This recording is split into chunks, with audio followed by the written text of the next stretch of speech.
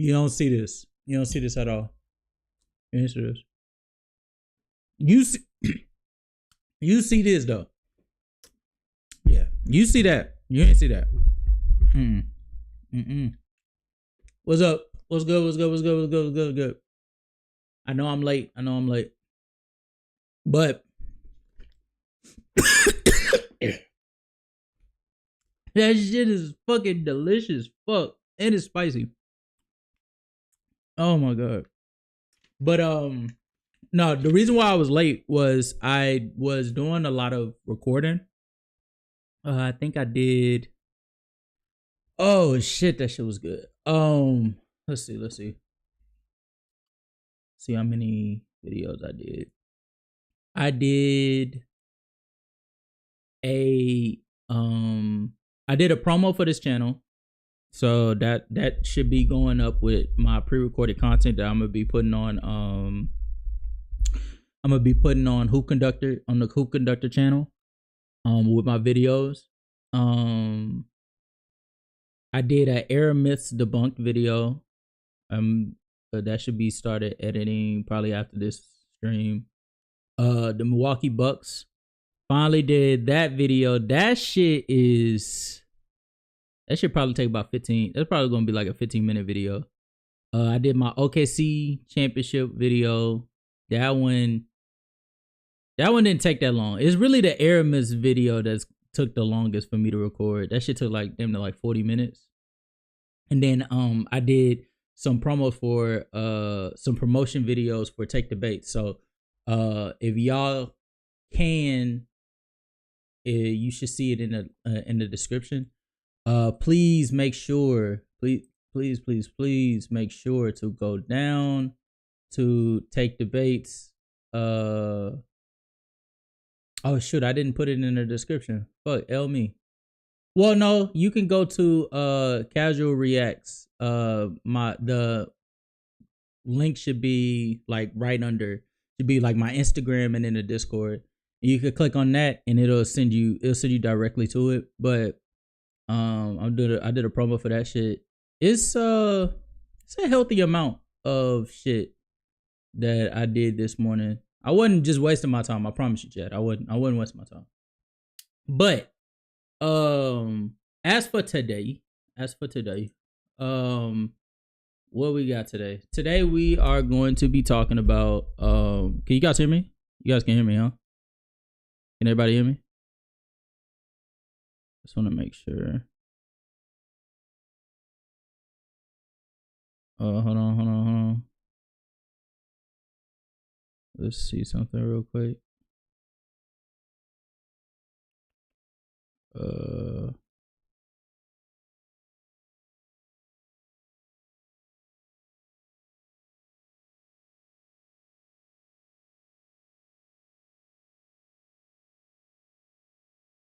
Damn. Every time I do something new, it's just like, fuck, I gotta redo something. Like, oh god. I need dollars is what I need. Okay. Hey. All right.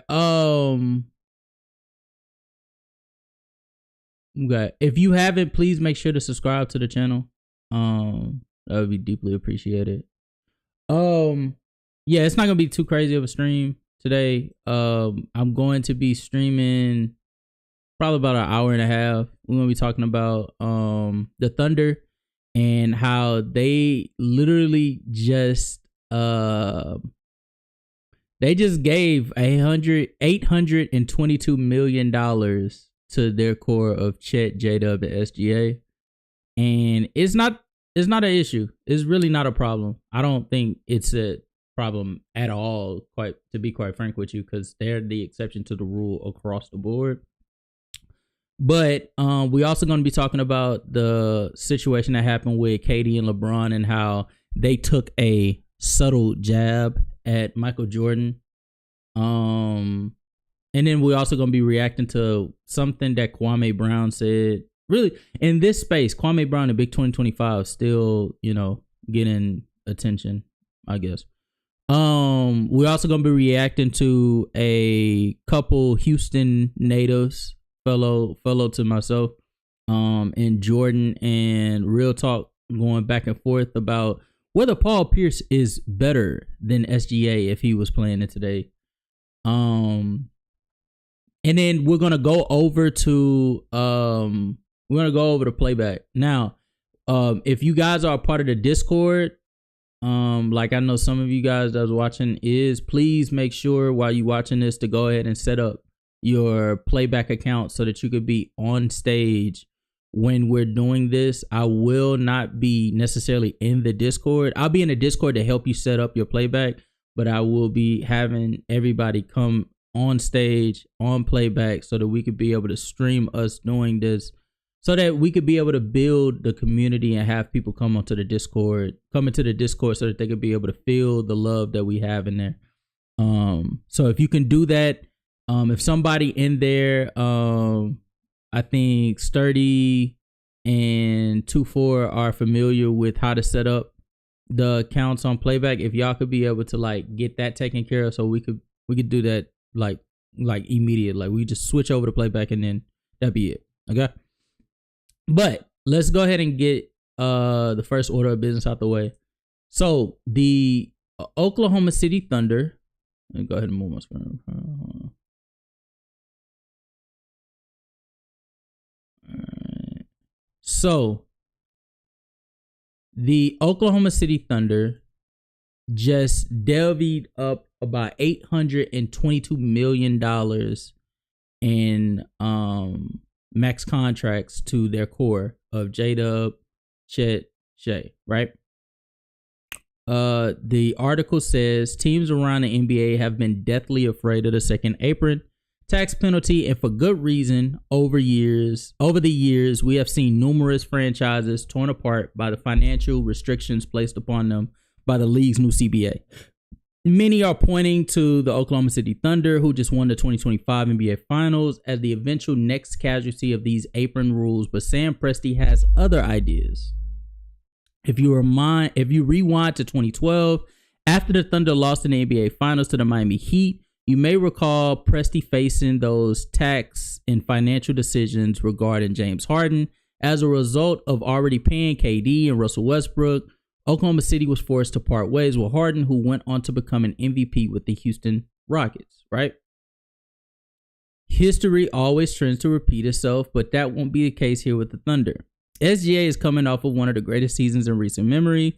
Aside from leading the league in scoring, the 26-year-old guard won the regular season MVP with the Finals MVP award, and he delivered the Thunder their first championship in team history. Only Kareem and Michael Jordan and Shaquille O'Neal had ever achieved this trifecta before SGA did so this past year. Basically, they just go on to explain the severity of this, and I'll make sure to post the article in the chat. But what I do want to let everybody know is, this does not hurt them by any stretch of the word. And the reason why it does not hurt them is primarily because the flexibility that you have when you have young assets that are still in the process of proving themselves is unmatched. Having somebody like Jay Will, who is a serviceable big, who showed during the postseason he has some floor spacing ability, but he understands his role in the grand scheme of things. And truth be told, like, being 6'8", undersized, like, that doesn't necessarily scream out value in today's NBA, especially when, like, he's versatile defensively, but he's not so versatile to where he should be paid like $10+ million. And so the fact that OKC can be able to have somebody like that play for pennies on a dollar, that is ultra value. And what makes it even more valuable is when you realize that they have draft assets in case they need to move a disgruntled piece that feels like they should get paid more, they can move them for somebody that understands their role, is willing to get paid, minimum bucks, and they can do so accordingly without feeling the pressure or feeling the penalty that so many other teams feel. And so I liken this to the privilege that ironically the Clippers had prior to them getting Kawhi Leonard and Paul George. The depth that team had wasn't just the specialty. The fact that they had somebody like Montrezl Harrell, along with Patrick Beverley, along with what's his name, Lou Will, along with SGA at that point, that knew their role, they knew their value, but they also had Zubac that knew their role, they knew their value, but they also knew under the right circumstances, I'm not tripping over getting big bucks. Now, obviously, Patrick Beverley got his head got much bigger and shit, but and Lou Will always was about the paper, but just having a surrounding cast based around that concept, when you actually do get a superstar the caliber of a Kawhi Leonard or a caliber of SGA in this instance, the others tend to fit even better because you don't have to worry about fit because they know their role, they know how they fit, and you don't have to worry about them necessarily getting out of line, if you will, in terms of, wanting the dollars, because I know what I'm here to do. I'm here to knock down a 3 or 2. I'm here to defend. And then, after about 15 to 20 minutes, I go on to the bench. Maybe I may get more. Maybe I might get 25 minutes this game. But for the standard, I'm looking at 15 to 20 minutes. And for that, I can work with that, right? Pardon me. I don't know if you guys can hear the lawnmower outside. I got my lawnmower man going out. But I think this is a good deal for OKC in the grand scheme of things, primarily from the standpoint of they can afford to do this because they have a lot of rotational pieces that are probably for the foreseeable future going to be on more than reasonable contracts, to where they can sign people on, mid-level exceptions if they need to. And if they need to trade some pieces that feel like they should get paid more, they can do so because they got draft picks out the wazoo. Now, where does the concern occur? The concern occurs when you consider the primary reason why this money got divvied out in the first place. The reason why this money got divvied out in the first place was primarily due to the fact that they actually achieved the goal in winning the championship. Part of the reason why the Harden situation, as mentioned in the article, even occurred was because we lost. And it wasn't just the fact that we lost, it was the manner that we lost.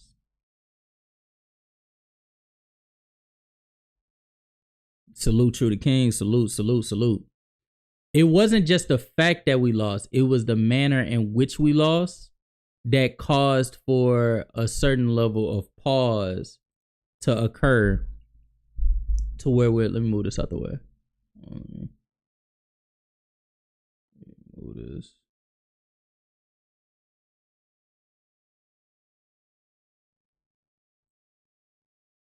All right. It was the manner in which we lost at that time period that had people confused, right? So when James Harden is performing piss poor in the NBA Finals, that's no bueno. And so then when you come and you say, all right, well, I know I played terrible, but man, we got a young core. I had a 6-man of the year season. I won 6-man of the year. I feel like I'm deserving of pay. I'm like, hold on, hold your horses, partner. Hold your horses. Hold your horses. And what about this performance that we last saw? I don't know if you're going to get paid that much. We can give you this much, right? And that's viewed as an insult. James Harden decides to leave. Fast forward to now, just think of this. If the Oklahoma City Thunder lost, with the way that J-Dub was inconsistent, you think J-Dub going into this offseason is able to beckon for an extension of that magnitude? I don't think so. based off of how Chet Holmgren was being inconsistent during the postseason run, you think if they lose to the Indiana Pacers in the NBA Finals, do you think that Chet Holmgren can come to them at the desk and say, hey, I want this? No, I think not. And so understanding that, I'm very interested to see how the rest of the pieces are going to, ingratiate themselves for long-term cap control. You know what I'm saying? I think Lou Dort, I think Aaron Wiggins, I think Isaiah Hartenstein are going to eventually also come to them and say, hey, I want an extension, of this magnitude. And depending on where they are at that time period, like let's say next year they don't win the championship. Let's say next year they lose in the conference finals to the Denver Nuggets or the Houston Rockets. At that point, you have to look at these pieces and say, okay, do we need to make changes? Let me think about this. Let me see where we're at.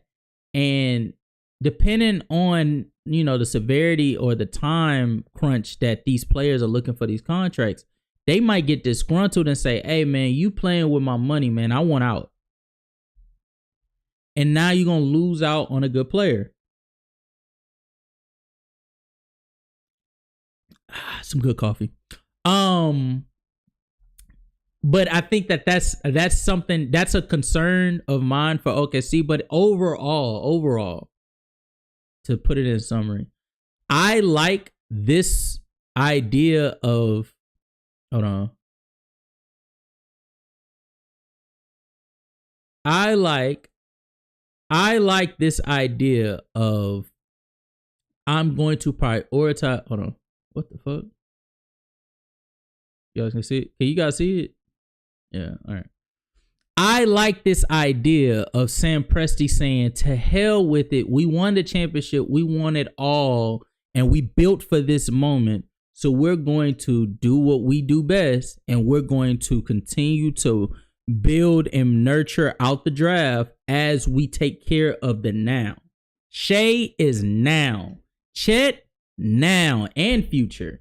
J-Dub, now and future. They don't need to be concerned for any other situation that's going to occur, because for all we know, shit, the NBA could be done tomorrow. Nigga, you need to sign down them the Shays. You need to sign down the Chets. You need to sign down the J-Dubs, and then you'll worry about the rest. You'll worry about the rest. They done already put forth a historical season. They're going to be in the history books for years to come. So you ain't getting no, there's no problem overall for the exact move. The only problem that I foresee is the other pieces, how they might have to approach their money situation with OKC going forward. Which, by the way, like, I think Hardenstein probably doesn't fit under that bill, primarily due to him. I don't know if you guys can see, he signed a 3-year, $87 million deal with them before the 25 season, so he'll be good for the next 2 to 3 seasons. But the point still stands. How does everybody move accordingly? This point out, understanding that they don't have the money flexibility as they did before giving these young guys their extension. So that's all I gotta say about that one. But hold on real quick, guys. Oh god.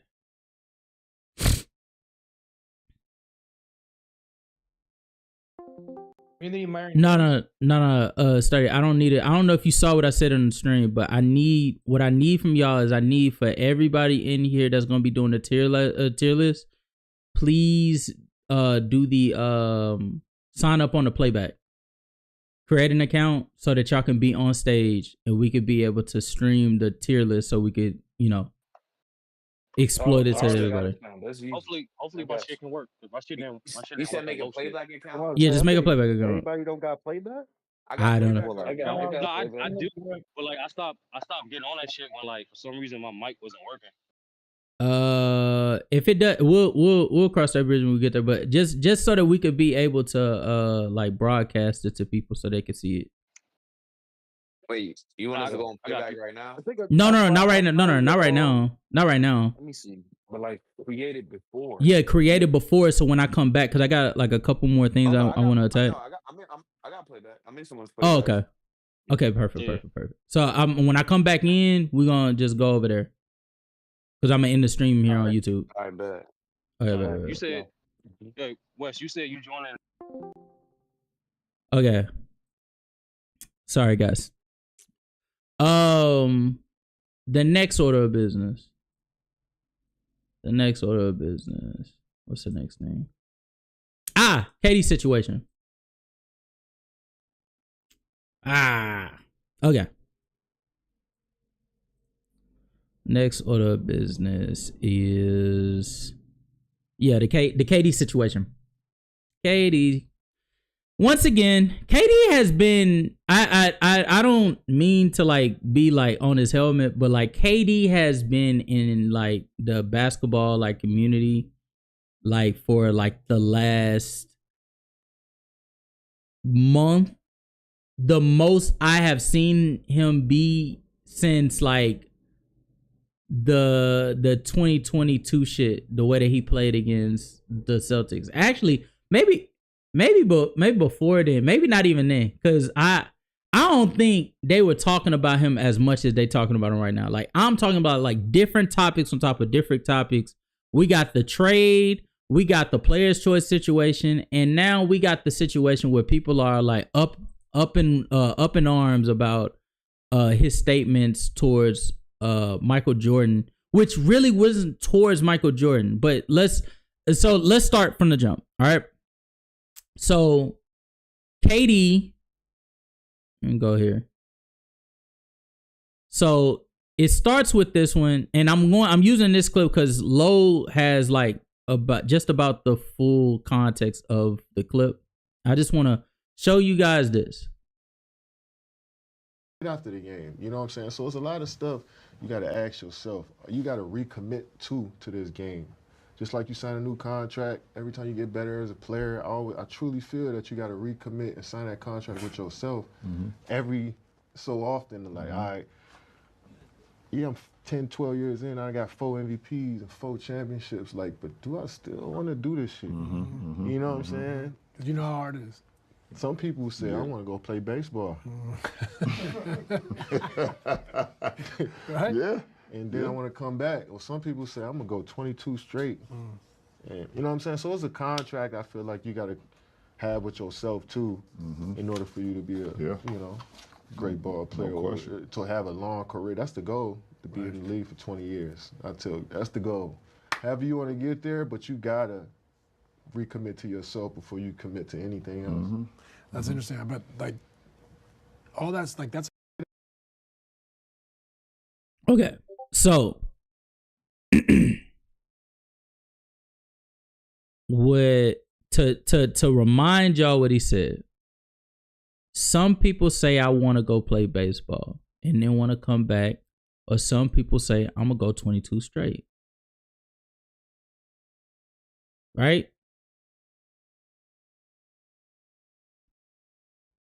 I personally don't find not one thing wrong with what Katie said, because one, it's not a shot, it's not a slight, it's not a Jordan's not great because. It's a comment of your mental contract, your self-contract with yourself. I want to be so great that I want to do this. For him, he said he thinks 20 years is the mark.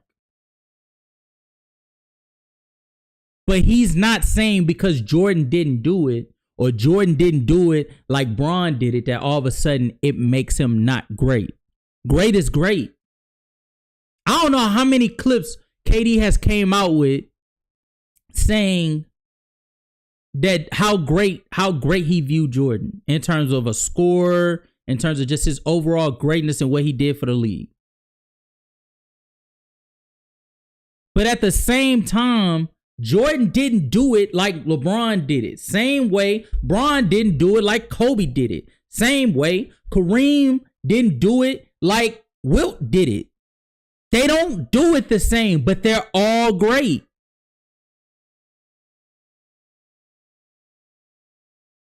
But ironically, and it's crazy because I've been on the Bron fans' helmet lately. But it wasn't even a Bron fan that was taking it there. It's the Jordan guys that all of a sudden don't know what the fuck he's talking about. It's Bron fans that's sitting here saying, I understand what he's saying. He was not disrespecting Jordan. Well, you got some like Bron fans that's being nasty and they're antagonizing the Jordan fans. But for the most part, Bron fans are like sitting there like, I don't think he said anything wrong. He didn't disrespect them. He's just talking about like what greatness is to him. But Jordan fans, specifically one Jordan fan, decided it was so necessary for him to come out and utter some ridiculous rhetoric centered around LeBron James smiling.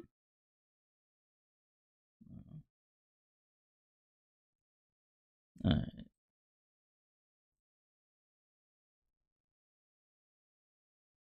Look at LeBron. He got his goddamn teeth out. Steve Nash, at least he know he aligned something.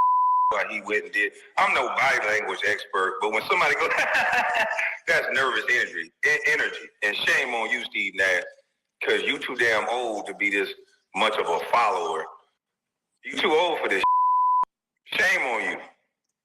I hope Charles Oakley catch each and every last one of you by yourself. And give y'all a good talking to. Because this don't make no sense. Kevin Durant, that statement was ignorant. LeBron, why you chuckling so hard when you're supposedly a student of the game? Michael Jeffrey Jordan won 3 championships in a row. He three-peated, jackasses. And his father got killed, murdered that summer. I think July, August, or something like that. And then MJ retired in October and dedicated himself to baseball, which is a sport that his father wanted him to play. So that's why he played baseball. And he tried to commit himself and dedicate himself because he was in a mourning phase, smart-ass idiots, because he lost his father that year. And after he played baseball, was gone from the game for about a year or two, he came back and three-peated again. So when you talk about dedication and greatness, at least know what the you're talking about while y'all chuckling and laughing and grabbing your ear, trying to trick this younger generation because y'all pieces of shit.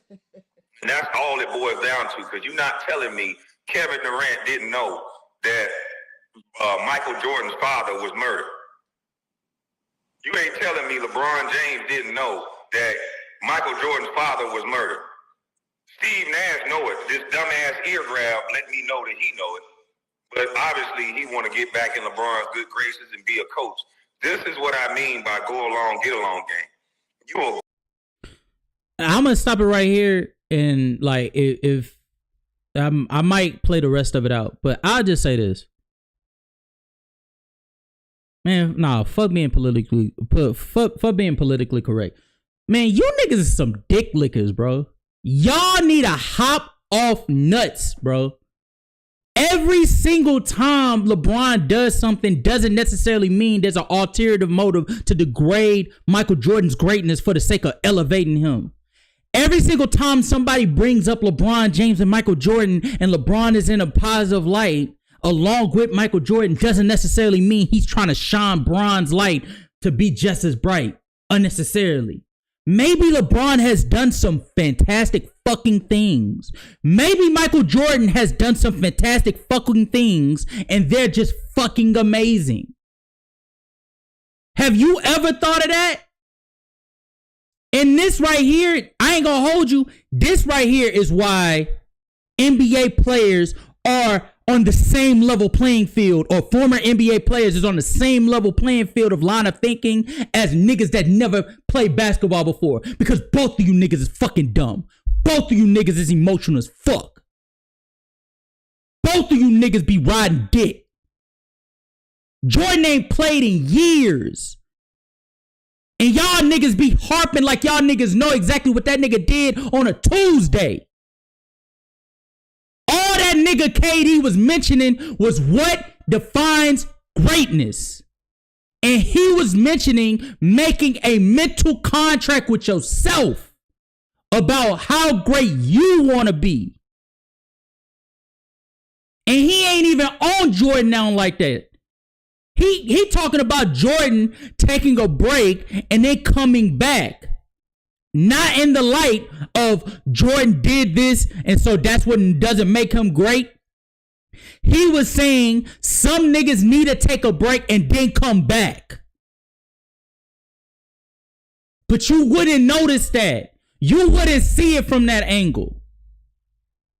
Because you got Jordan's nuts in your mouth. What, Jordan like 60?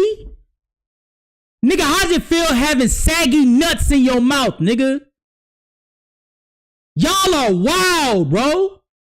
Niggas need to grow the fuck up. Salute to Andre in the chat. Y'all need to grow the fuck up. The irony of a nigga being around Kobe Bryant who praised work ethic. Kwame Brown played for Kobe Bryant. The irony of seeing what a different work ethics look like. And yet you still feel the need to fight for one side. That is so ironic. That is crazy. Y'all be spending half your time focused on how I can defend one side that you rarely, if ever, decide to look at it from the other side of the fence. Because in actuality, being a person that is a fan of LeBron James and also being a fan that have seen Michael Jordan's dominance spread upon stat sheets upon stat sheets upon highlights, watching games of Michael Jordan dropping fucking 20 points in fourth quarters. I can confirm to you, both of these niggas have done some fantastic shit, and in some ways, they align with one another. They align with each other. Funny enough. So when a nigga says that this person is great, but this person is great too, it does not mean that you're upholding this nigga to this standard where he doesn't belong. Maybe in certain lights, LeBron's longevity deserves just as much credit as Jordan's dominance. Maybe. Just maybe. But y'all don't be knowing that shit, bro. Because y'all niggas be focused on Michael Jordan and what Michael Jordan did alone. Nigga, newsflash, Kwame, you wasn't even around when that nigga was fucking dominating. So how the fuck you out here nut hugging a nigga you wasn't even around to see, nigga? How? You shitting me? The fuck?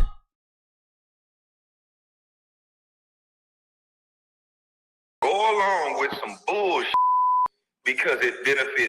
Man, hold on. Let me see something real quick.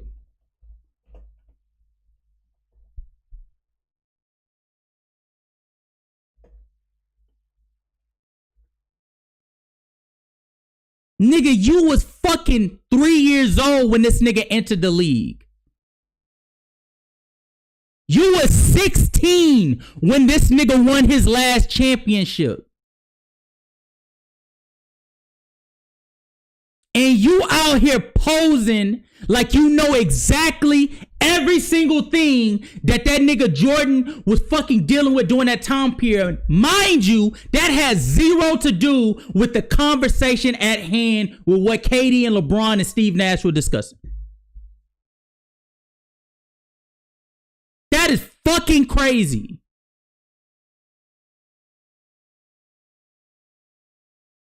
How the fuck does Kwame Brown know what the fuck Michael Jordan did in 93 or what he was dealing with in 94 or how he prevailed in 95 when he don't even remember when the fuck he was traded?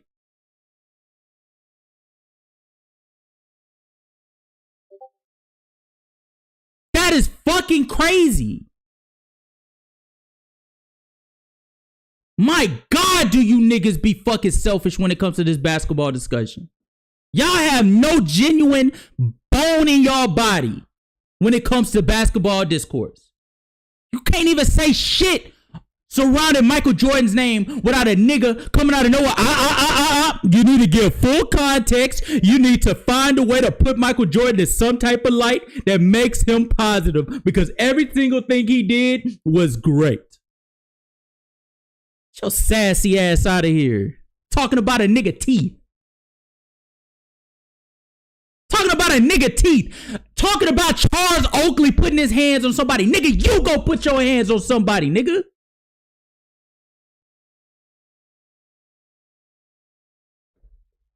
It's the most sassy shit I ever seen, nigga. One man talking about another man putting his hands on another man. Shut the fuck up. It's you in the end. And all these people are going along with this and this younger generation don't know that these guys are full of so they'll say, look at what LeBron said, look at what Kevin Durant said. They got 600,000 views on this that Kevin Durant said. And then you'll have all these media pundits and these guys that are LeBron James jockstrap sniffers. They'll get up there and they'll repeat this garbage. They'll debate this garbage. Yeah, I mean, was MJ really committed to the sport? Really? He was so committed to the sport that he didn't go get traded to the team that was whooping his ass. He didn't travel to another team and join the people that was kicking his ass. You know what MJ did? He went and picked up 110-pound dumbbells with Grosvenor and started getting strong. And this is the most nastiest part about basketball culture.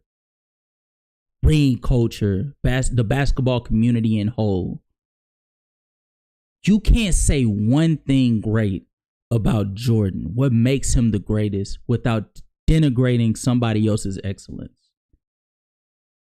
Did KD leave to go to a team that came back 3-1 on his ass? Absolutely.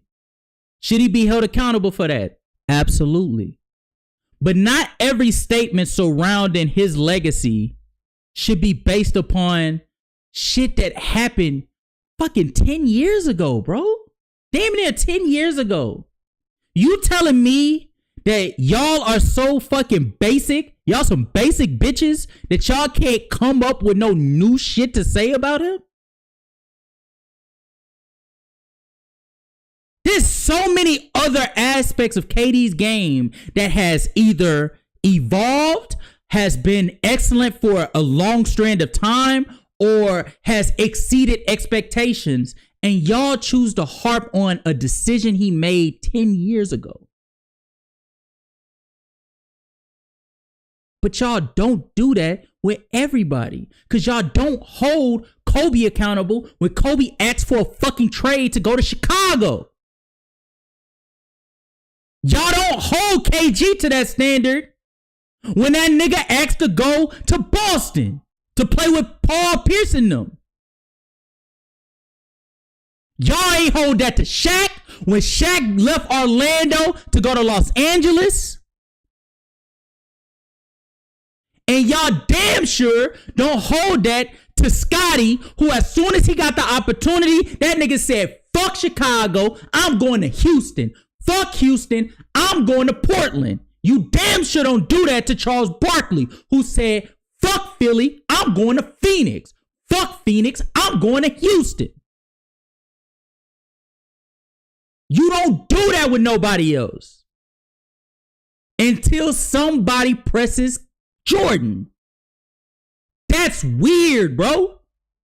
Y'all niggas be having that nigga nuts smeared all over y'all fucking face. I know you can smell it, nigga. Get off your knees. It's ironic. I have, for the last year, just sat back listening to this discourse about basketball. Why Jordan is the GOAT. People ask that. Jordan fans ask that all the time. And I always am on the side of fair, equality. You ask a LeBron fan why they have LeBron as the GOAT, and they will give you stats that make little sense as to why they value it, and it's frankly inconsistent, but it's their standard. You ask Jordan fans why he's the GOAT, somehow for Jordan to be the GOAT, you have to denigrate somebody. LeBron, you just put his stats up. For Jordan, you gotta say LeBron's stats didn't mean anything. Kareem's longevity doesn't mean much because the back end of his career wasn't that special. Kobe was great, but Kobe was just a carbon copy of Jordan. So that's why he can't be better than Jordan. But you don't explain why Jordan is so fucking great. And the crazy part is, you don't want to admit that the primary reason why you had that nigga as the GOAT is because 6 rings. The nigga has 6 rings. 2 3-peats. If you say that and leave that at that, nigga, okay. I mean, Bill Russell might be knocking at your door, nigga, but hey, Or dominance, his individual dominance, his scoring dominance. His playoff translation comes second to none. So many things you could point out about Jordan and how excellent of a basketball player he was as an individual. But instead, you numbskull, dumb-headed bitches be sitting here wanting to denigrate the all-time greats that came before and after Jordan just so you could keep that bald-headed bastard at the top. That's weird. Until he can take the hits, until he can run through while he was dunking. And then he won 3 in a row. And some guys got older as well. But he didn't cry. He took his lumps, and he had his run. But to say this right here, this is disgusting. This is disgusting. Y'all want so bad to erase the older generation that you're making yourself look stupid. Why don't you pay homage? Show respect to the older generation. Show respect to the guys that came before you so that we can see a 7-foot guy on the wing and Kevin Durant playing like a guard. And I agree, Kwame. So if we're gonna do that, if you're gonna ask the newer generation, if you're gonna ask KD, if you're gonna ask LeBron to pay respect to the older generation that paved the way for what they see before them or what they benefit from in this day and age, how about you do them the courtesy of giving them the same respect? How about you give KD the proper respect of leading, being the first 7-footer with guard-like handles to be able to pave the way for a Wemby, be able to pave the way for a Paul George, be able to pave the way for all these tall, lanky forwards that we see today that can put the ball on the floor, can run in transition, can isolate off defenders and be able to get a bucket on their own. Why don't you give him the same respect? Why didn't you mention that when you're talking about his greatness?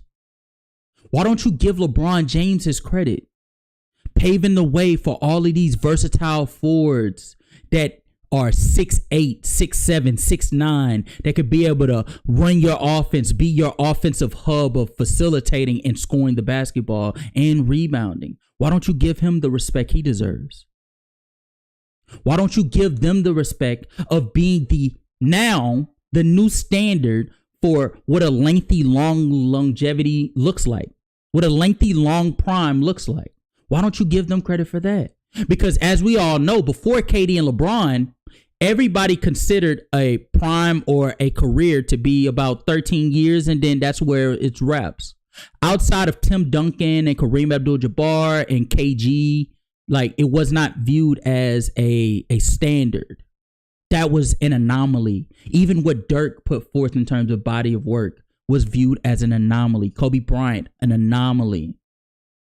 But yet here we are, and we're seeing James Harden still going at this stage of his career. We're seeing Stephen Curry still going at this stage of his career. We're seeing Russell Westbrook still going at this stage of his career. And part of that is because we're seeing CP3 still going at this stage of his career. And part of that is because of what LeBron set forth in terms of a standard of taking care of your body.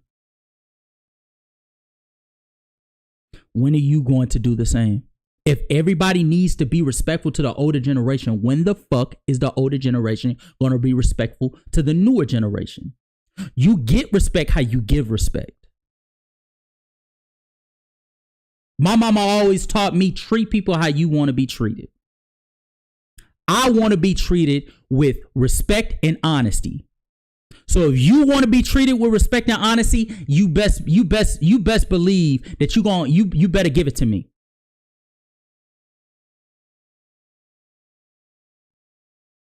I'm tired of these old niggas sitting here acting as if it needs to be a one-way street. No, nigga.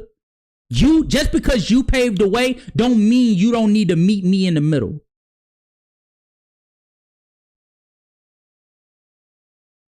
Because in this moment, KD and LeBron have all the right in the world to say that they paved the way as well. They put forth multiple hours, multiple years. They're still actively going right now. Give them the respect they deserve to. You got to show respect to the taller men that had those type of skills in order for you to even do that. A 7-foot guard. For LeBron James to play a point forward and not them stick his ass in the post. You guys should be paying homage to these older players, but instead you make podcasts and then you put this backdrop up like you connected to the people, all to disrespect the 90s game, all to disrespect people in the past. This is a shame. I wish they'd let the rules go back to defending like the past, because some of you all that flopping, some of you wouldn't even make it. And that's another thing. You know what? I'm gonna just stop it here. Cause I got a video that's gonna be coming out soon on my main channel. I can't wait for the rules to go back. Nigga, the rules didn't go anywhere. The rules didn't go anywhere. They just pulled back and they were stricter on certain rules. So now the extreme level of a certain rule or a particular rule getting called is more frequent in certain areas than it was back in the day. Hand checking is still frequent. There's multiple images, multiple plays, multiple instances of people still getting hand checked, physicality still being applied. Guess what? These offensive players are more skilled than they were back then. So now they are able to fight through. They are able to maneuver. They're more shifty. They're quicker, more fluid. So it's different. But you don't want to acknowledge that. You know why? Because you stuck in this bullshit ass myth. 90s era didn't have it the worst. You asked me, the 2000s had it the worst because the talent didn't match the rules that were being enforced. Nigga, they were allowed to run zone when there was only 1 or 2 players that actually could competently put the ball on the floor and not look down at their dribble.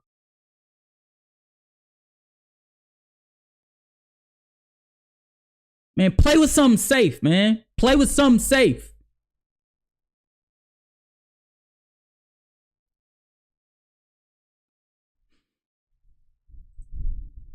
All right.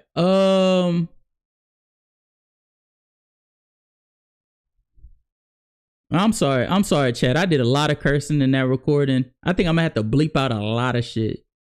I did a lot of cursing. I I hate that we are at a stage right now in NBA history where there's not any level of competency in the grand scheme of like discussing basketball. There's so many things that could be, you know, applied to, you know,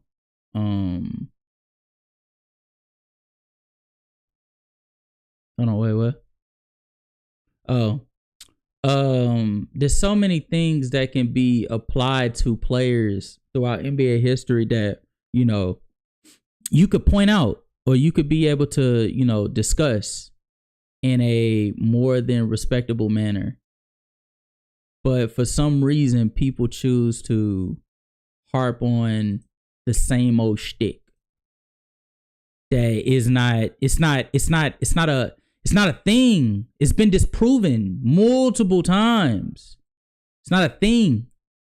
This whole logic of KD making that move being, you know, the crux of your argument why he's not great.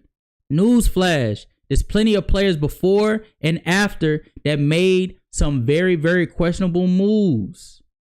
And we don't punish them. We don't.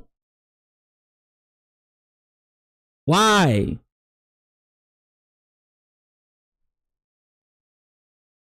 I know that nigga Sturdy is proud of me, man. I just cooked for that nigga KD, man. Never again, though. Never again. Never again.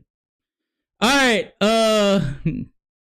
What else do I got? I got that, and then okay, I got two more things I need to do, and then we're gonna get into the tier list. The first thing I'm gonna choose to do is I'm going to take care once and for all of this Legend of Winning business. I personally have done this. We did this probably last weekend. Yeah, we did this last weekend, and I was not satisfied with it. I feel as if I could have did a better job, and so I'm going to approach it. And then I think I was a little too emotional. So I'm going to approach this in a more respectable lens, and I'm gonna hear him out. I'm gonna hear him out.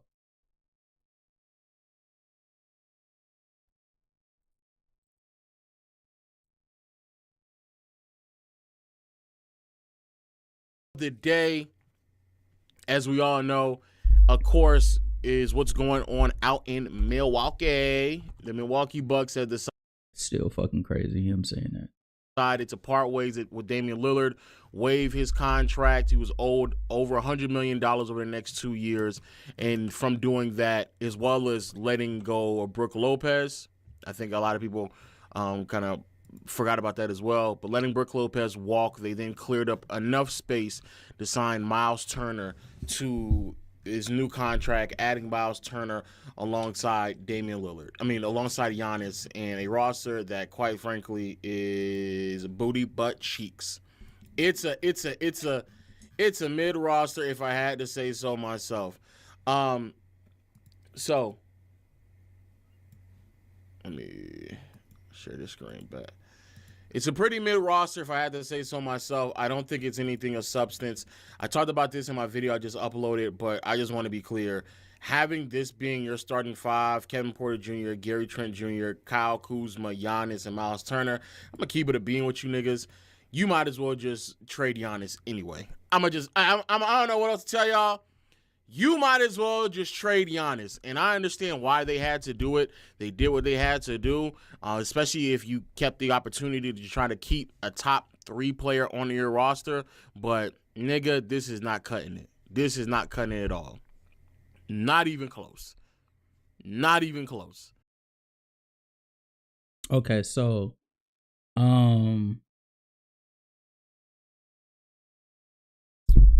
I'm sorry. I'm my fault, y'all. Yeah, so I'm gonna stand on what I said. Yeah, shut the fuck up. Shut the fuck up, man. Y'all are unserious.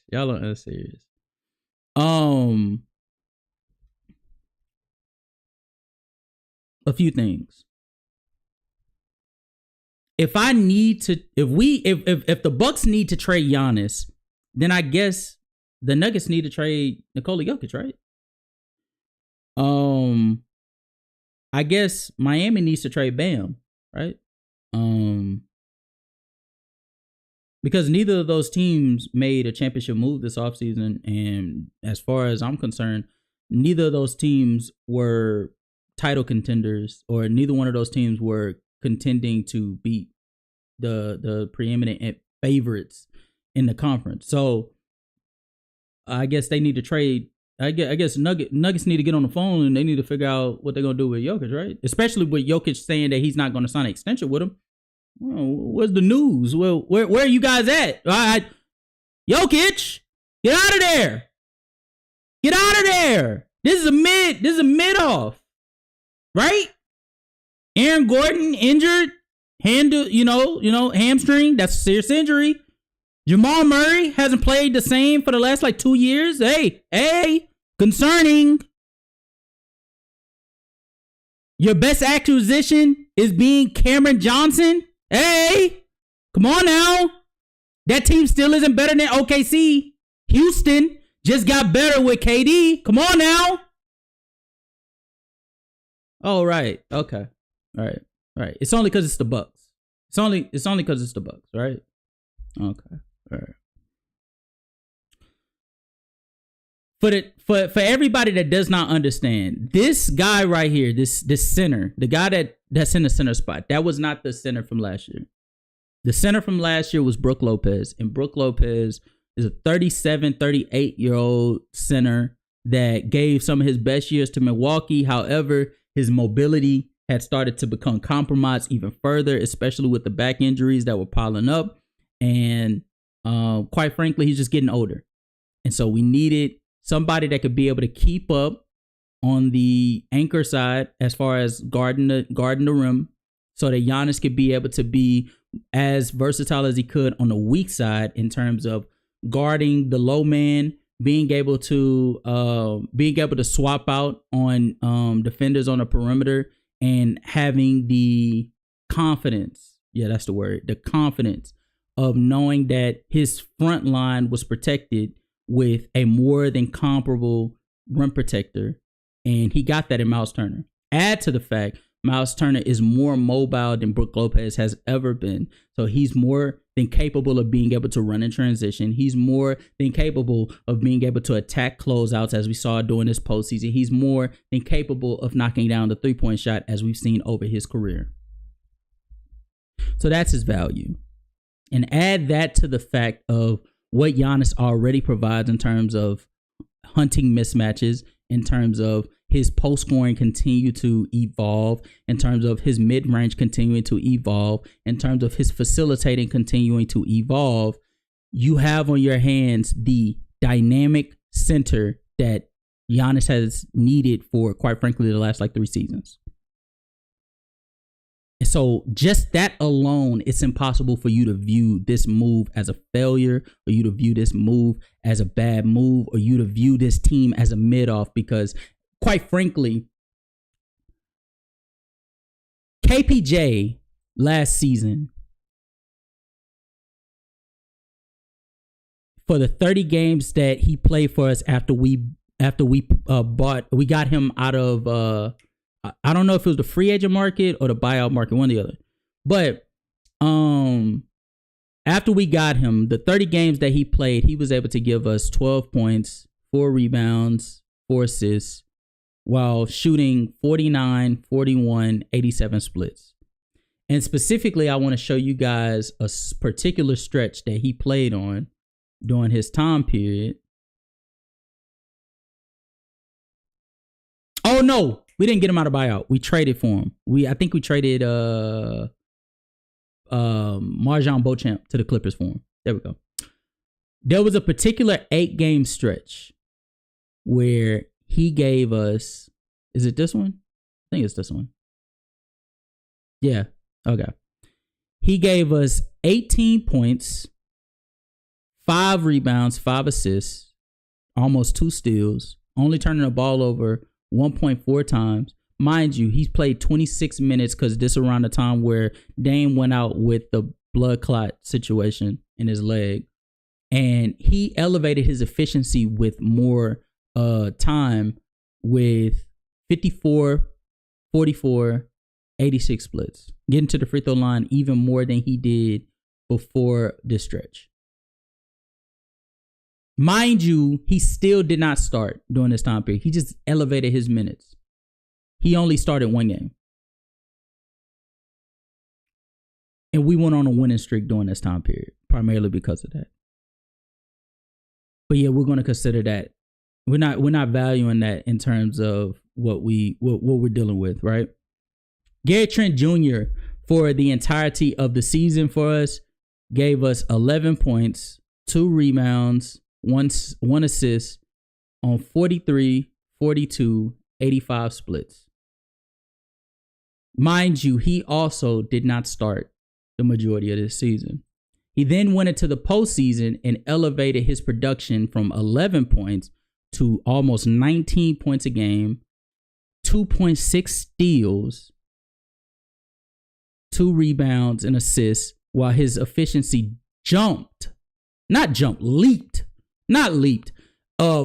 escalated to 52, 50, 80 splits. That's and we got him for pennies on a dollar. And yet that's not enough. Another person that also we re-signed this offseason was Taurean Prince, who he did not play well at by any means during the postseason. And I don't want to even lie to you guys as if he did. However, context would tell you primarily the reason why Taurean Prince did not play well is because we were down a guard. And so we needed somebody to fill the minutes at the 2 guard spot for our line, for the sake of us having a competent lineup around Giannis during those stretches. And Taurean Prince was the best answer. However, Doc Rivers, which we can get into that detail of his decision making, he decided to put Taurean Prince at the 2 guard spot. So that meant Taurean Prince was guarding Nembhard. And we know how Nembhard was doing. So that's a problem. And then he also had to guard Naismith. And we know how that goes. So that was the issue. However, in a traditional sense of what Taurean Prince typically was doing, Taurean Prince at the small forward spot was more than respectable for us. He gave us 8 points while leading. I think he led the league in 3-point percentage at 43.9 on 4 attempts. So a respectable amount. And we got him for pennies on a dollar as well. Also, buffering our bench, we got Gary Harris from Orlando. And Orlando, because of a lot of injuries, had Gary Harris step up a little bit for some stretches. Obviously, he was not healthy his damn self, but when he was there, he was able to assist them in having the second best defense in the NBA, in the association. And if you guys come to playback after this stream, I'd be more than happy for us to go and look at film of all of Gary Harris's defensive capability. But just for the sake of, you know, us wanting to do this, because I this is going up on YouTube after this. Gary Harris is a promising defender, 6'4", 6'5" with a solid wingspan, a good screen navigator, and paired alongside Giannis. I do expect for him to be a little bit more chaotic and a positive for us on the defensive end. A team that, by the way, with Dame on the roster, was able to still maintain a top 12 defense. But yet, we're not looking promising.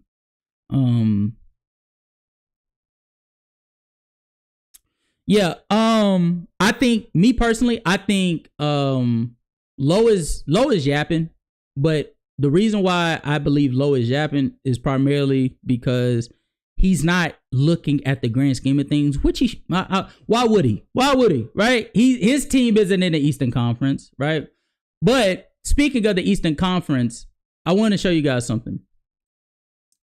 The Eastern Conference this year is just gotten shaken up. Philadelphia should be coming back a little bit more healthier. Orlando definitely has, retooled and became way more lethal. The New York Knicks are still nicking, right? Atlanta has for sure gotten better, but Indiana has Tyrese Halliburton. The NBA finalists, Indiana Pacers, was without Tyrese Halliburton, who torn his Achilles going into next season. And Miles Turner's on my team. So how do you think that's gonna bowl for them? They're probably not gonna still be a top 5 seed. Boston, their superstar in Jason Tatum just tore his Achilles as well. They're probably not going to be in the running for a top 5 seed as well. Oh, and also they lost KP. KP went to the Atlanta Hawks. So yeah, they're probably not going to be a top 5 seed. Add to the fact Charlotte is not competitive, obviously. Chicago is not going to be a top 5 seed. I hope none of us is going to disagree with that. Brooklyn, as much as, J Kidd loves his team, even J Kidd understands Brooklyn has a long way to go before they become competent in this conference. So the only teams that, and obviously Washington and Toronto still have some building for them to do, and they're definitely going to be on the up and coming in terms of Toronto specifically. But to assume that they're all of a sudden going to be a top 5 seed over Milwaukee, I think that's wishful thinking from a hater, if I would say so myself. The only teams that we're truly worried about in the Eastern Conference would be Orlando, New York, Cleveland, obviously, and then Detroit. Everybody else, I feel rather confident saying Milwaukee Bucks structure is better than Miami's. It is. Miami is a fantastic defense, putrid on the offensive end. You running your offense primarily through Tyler Hero is laughable. Especially in comparison to Giannis.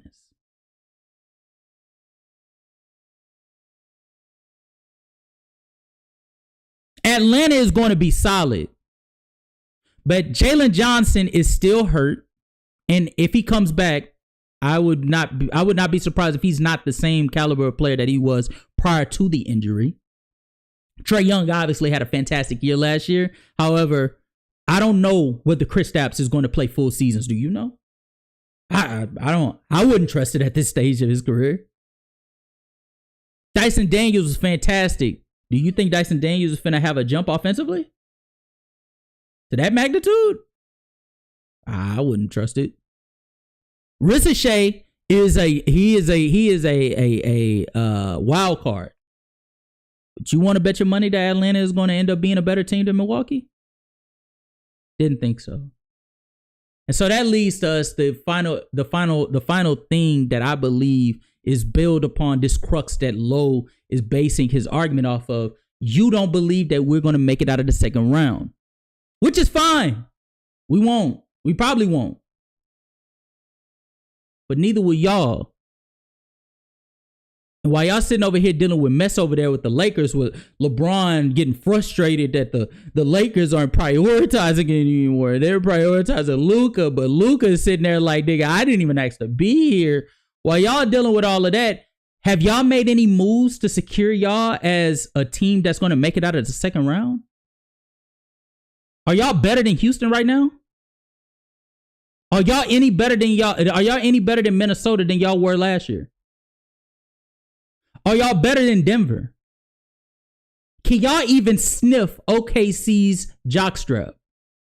Didn't think so. But yeah, y'all not going to say Luka's on that last deal before this extension. If he doesn't sign this extension, we got to trade him. Y'all won't do that because that'd be dumb. That'd be dumb.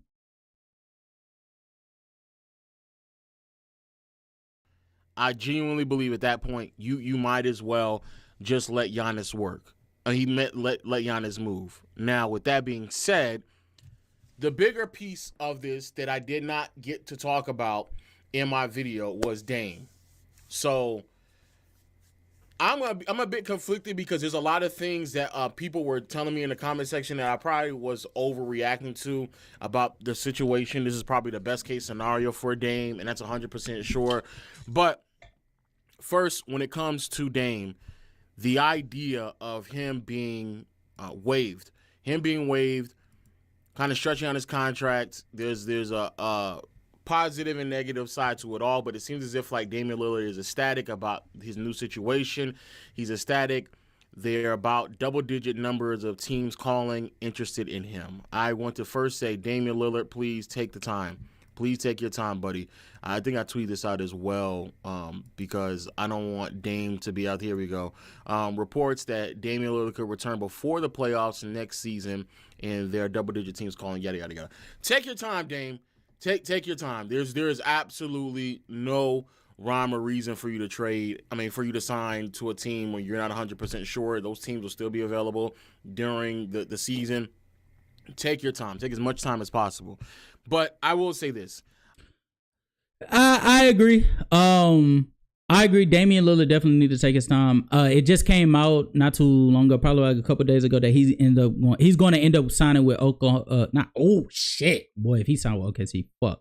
No, he's going to end up going with Golden State. And even though on a basketball front, I don't necessarily think that makes the complete sense, because I think Stephen Curry at this stage of his career is sort of a defensive liability. And Dame, for damn sure, if he wasn't a liability, he was a liability before the injury. He's going to be the definition of a liability after this injury, especially at his age. It doesn't make that much sense to me. However, from a personal sense, Golden State, Oakland still remains to be in home while also being in a competitive situation. It makes sense depending on the dollars that he's going to be offered, which he's getting paid $22 million from us. So, like, I don't think money should be like an objective. You just put yourself in the best situation possible for yourself. And I think that Golden State, especially with him being nearby, like his home being nearby, I think that they can be more than patient. The only thing that I do question is why exactly would Dame decide to do the shit like right now? Like, why not wait until after you have fully rehab for you to say, all right, I'm fully healthy, I'm ready. Where we going? What we doing? That's the only thing that I question. But other than that, like I want Dame to be Dame, be healthy, get healthy, so that we could see, you play out your career on your own terms. Bro, what's going on out in Milwaukee? Massive failure. This is the reason why, like, that hypothetical conversation that we were doing with T-Mac and all that shit with Kobe, to me, was like so tiresome, because in all honesty, bro, we have no idea how things will work out. We can, of course, do the hypothetical thing, but like, there's someone who actually did the thing in contrast to someone who hypothetically trying to do it. I just don't want to give a lot of credence to that, because we have situations like these all the time where you have a player in a situation where you would think hypothetically it would work out, and it just does not. And on one hand, you can be as optimistic as you possibly can for Dame. Oh, my mic is low. Is it low? My mic. Oh, yeah. I remember that part. Chad, it's only a failure based upon your expectations of what you assume was going to happen. And what I mean by that is, I said in my last stream, when y'all speak upon victory being premeditated for a team, that is an expectation that you're putting upon them, understanding the context of the situation that's going on, but you just think that they're going to prevail. And in that sense, at that point, if they fail, even let's say Boston lost last year. Like, not this past year, but 2024. Let's say they lost last year. That is a failure that they have to take accountability for. And we also have to acknowledge that we expected them to be victorious.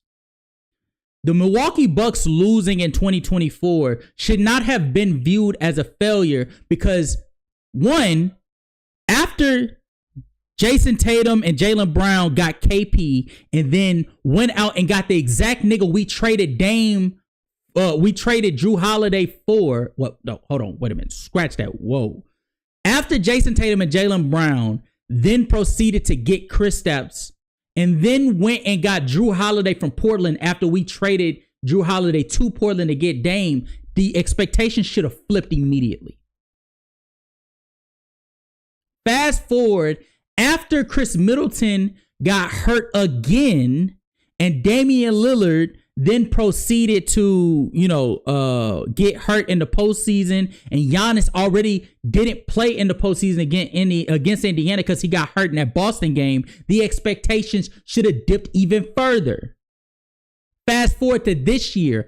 After Dame got called with the after Dame then got hurt with the blood clot situation, rewind that. But after Bobby Portis got suspended for 25 out of the last 29 games of the season, let's rewind that. After Jalen Brunson then received Karl Anthony Towns to the New York Knicks for Julius Randle, and he also got to re-sign OG Anunoby, and he got Mikal Bridges from the Brooklyn Nets, the expectations should have dipped. So then at that point, that's not on them. That's on you. That's on you, brother. Even as a Bucks fan, I could have acknowledged it. I could have told you, nigga, we not winning no chip. We'll be lucky if we got past Cleveland in the second round. I have people in the Discord that can testify for me that I said on countless occasions, New York was better, Cleveland was better, Boston's better. Anybody else, we can beat them at full strength, but we're much more closer to that pack than we are to those three. And the reality of the situation is we lost primarily due to injuries. We lost primarily due to dysfunction. Not in the franchise, not in the front office, but dysfunction in terms of the roster. Our team could not necessarily possibly have been competent because we already had dedicated more than half of the money to Dame and Giannis. So everybody else is sort of just putting it together so we could be able to make as competent of a team as possible. And even then, we were having to outsource to get production from a Gary Trent Jr., outsource to get production that we normally wouldn't get from a Bobby Portis, outsource to get production that we typically wouldn't get from a KPJ. At that point, the funny thing is, in any other situation in NBA history, if we have to ask others to do things that they typically don't do, we typically understand that that's going to come with a certain level of expectation that they might not see the finish line. They might not make it past the second round, but for some reason it's viewed as a failure for the Milwaukee Bucks because you just simply looking at the trade that was made for Damian Lillard. Yes, did we make the trade for Damian Lillard for the attempt of being able to compete for a championship? Absolutely. But the moment that Drew Holiday and Kristaps got traded to the Boston Celtics to pair alongside Jason Tatum and Jaylen Brown and Derek White and Al Horford, as soon as that happened, them expectations tailed back. Whoa, I don't know. I can't say that. As soon as we see Cleveland going on multiple 15-plus game winning streaks, whoa, let's tail those back. Let's tail those back. As soon as we're seeing the New York Knicks chugging along as well as they did offensively, Karl Anthony Towns having his best NBA season alongside of Jalen Brunson, whoa. As soon as Dame starts dealing with injuries and he's having multiple 50, 55 game played seasons in a Milwaukee jersey, whoa. Context. It is not a failure. It's not a failure.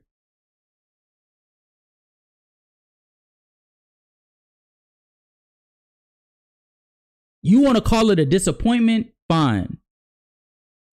But it's not a failure. Let me put myself big screen while I talk to y'all for a second. Look, Giannis, I appreciate what you're doing. I do. But let's call a spade, my guy. This team ain't cutting it. It's just not. There's no other way around it. And I'll be honest with you all, the way in which many people are trying to discuss the situation, they're trying to be optimistic, but nigga, adding Miles Turner on a roster is not enough to justify paying Dame $22.5 million each year for the next 5 years. It's just not. At what ends are you trying to make Giannis happy? Like, I get the idea, at worst, second best player in the league. I get it. Generational talent. You do not just walk away from someone like that instead of trying to put yourself in a position to try to continue to win. So if you know that, then why the fuck are you acting surprised? If you know that, then why the fuck are you acting surprised?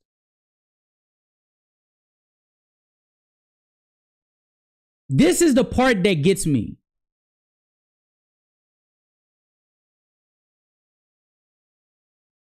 The Lakers do it all the time. His team does this all the time. They did it with Kobe. They did it when Kobe wanted out. They said no.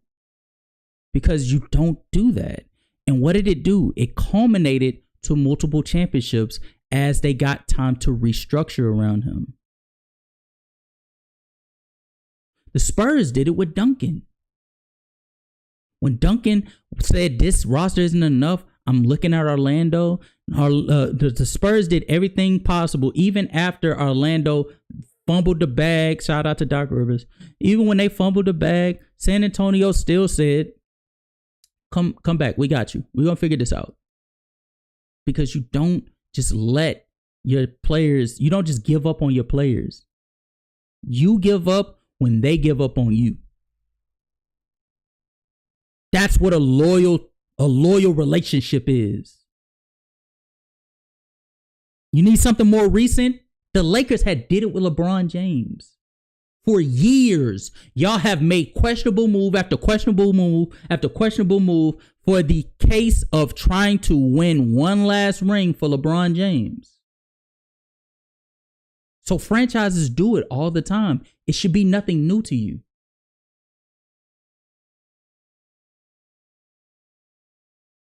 If you know that the reason why we're doing it is because you don't give up on a player the caliber of Giannis, then why the fuck are you acting surprised?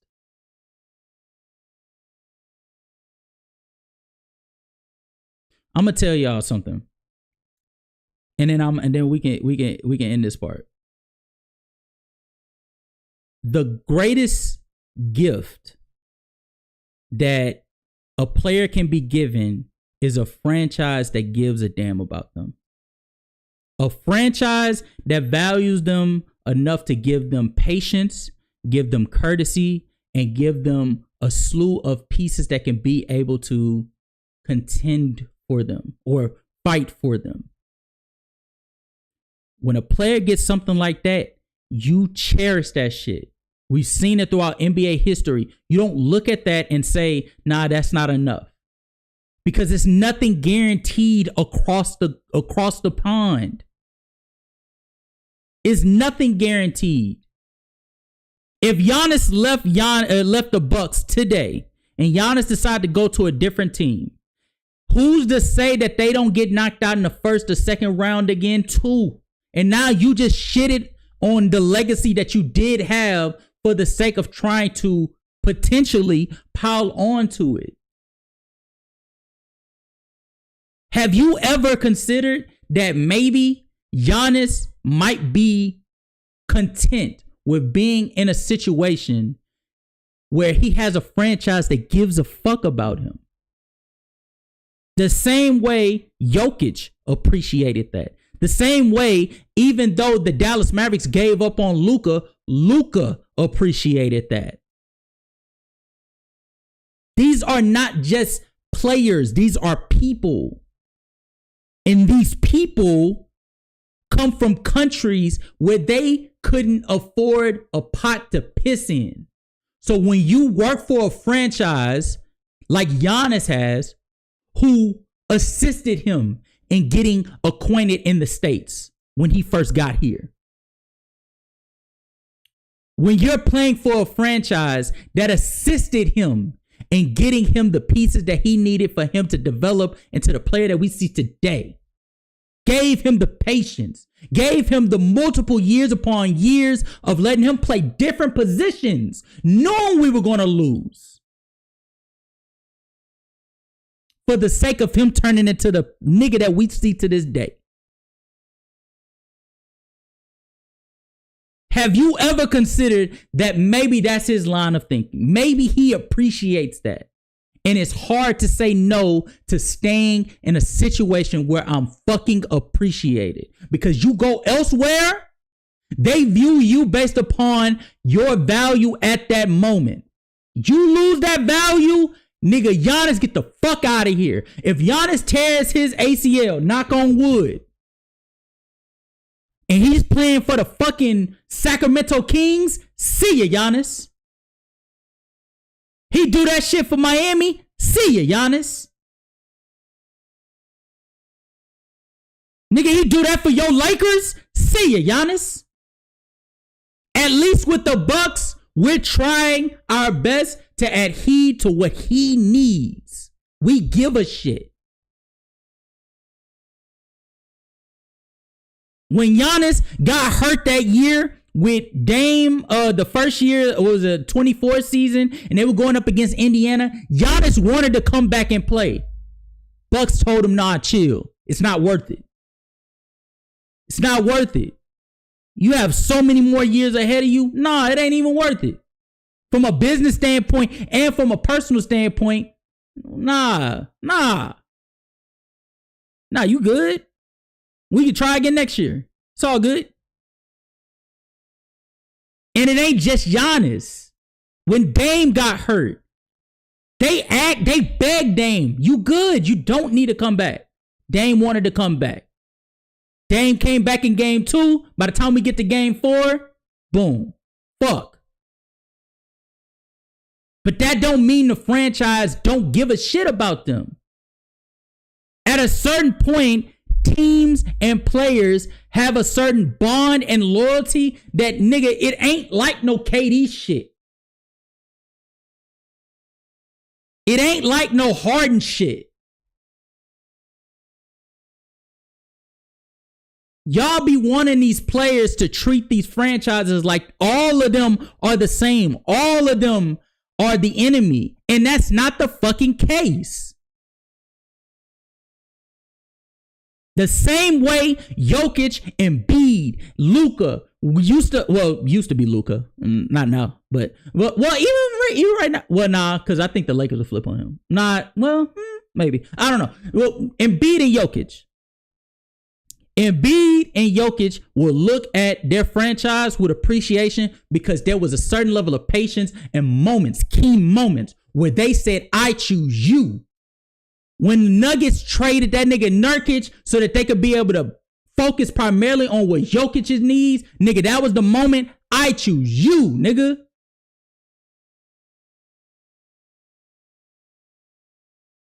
Them trading MPJ so that they could go and build another competent team that could be able to compete alongside Jokic, that was the moment they said, I choose you, nigga. Embiid with all of his fucking injuries, rotating pieces every single time.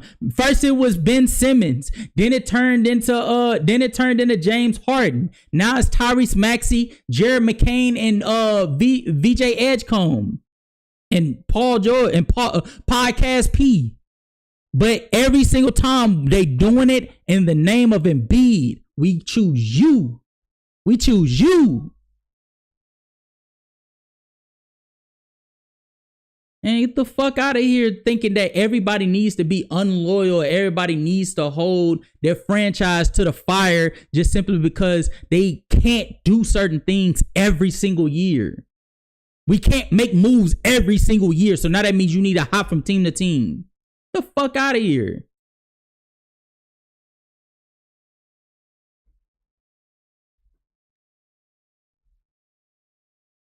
All right, this went on much longer. I don't know. Should I do this last reaction? Oh, should I do this last reaction? Should I react to this Jordan shit or no?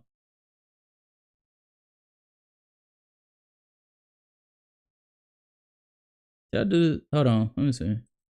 Maintain because he's still maintaining. Hey, because he's Study, still should I do this? maintaining his production relative to his career averages. My fault, Hoops. So Hey, for me, he's still in his prime.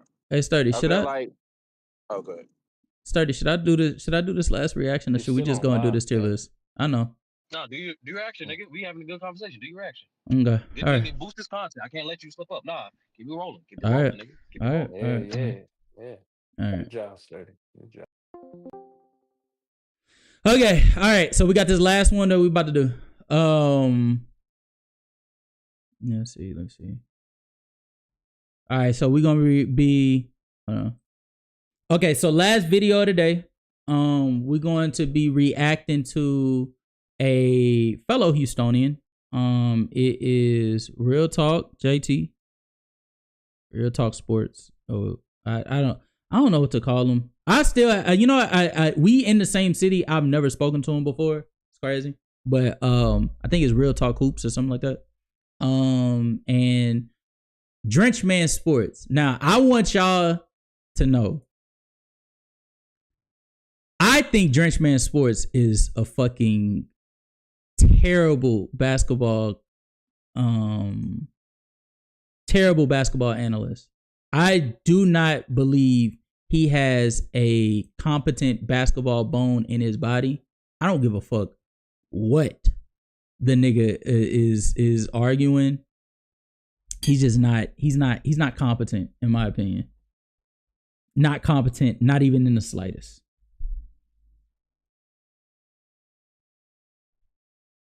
Real quick.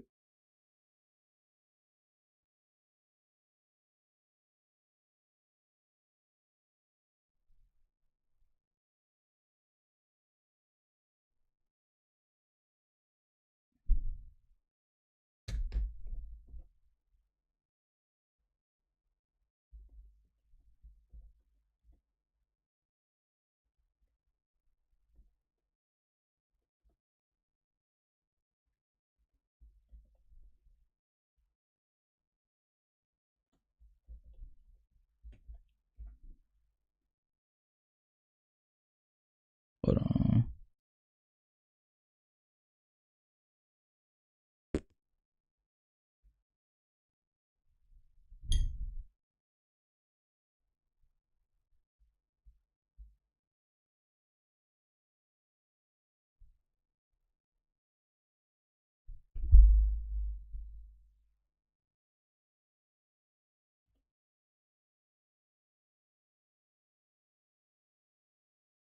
What the hell? What the hell?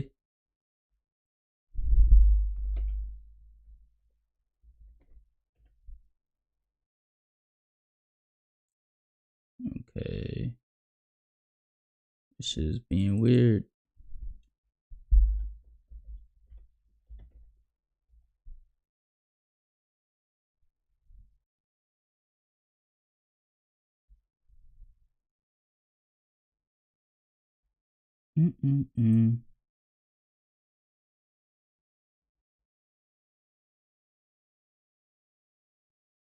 Okay.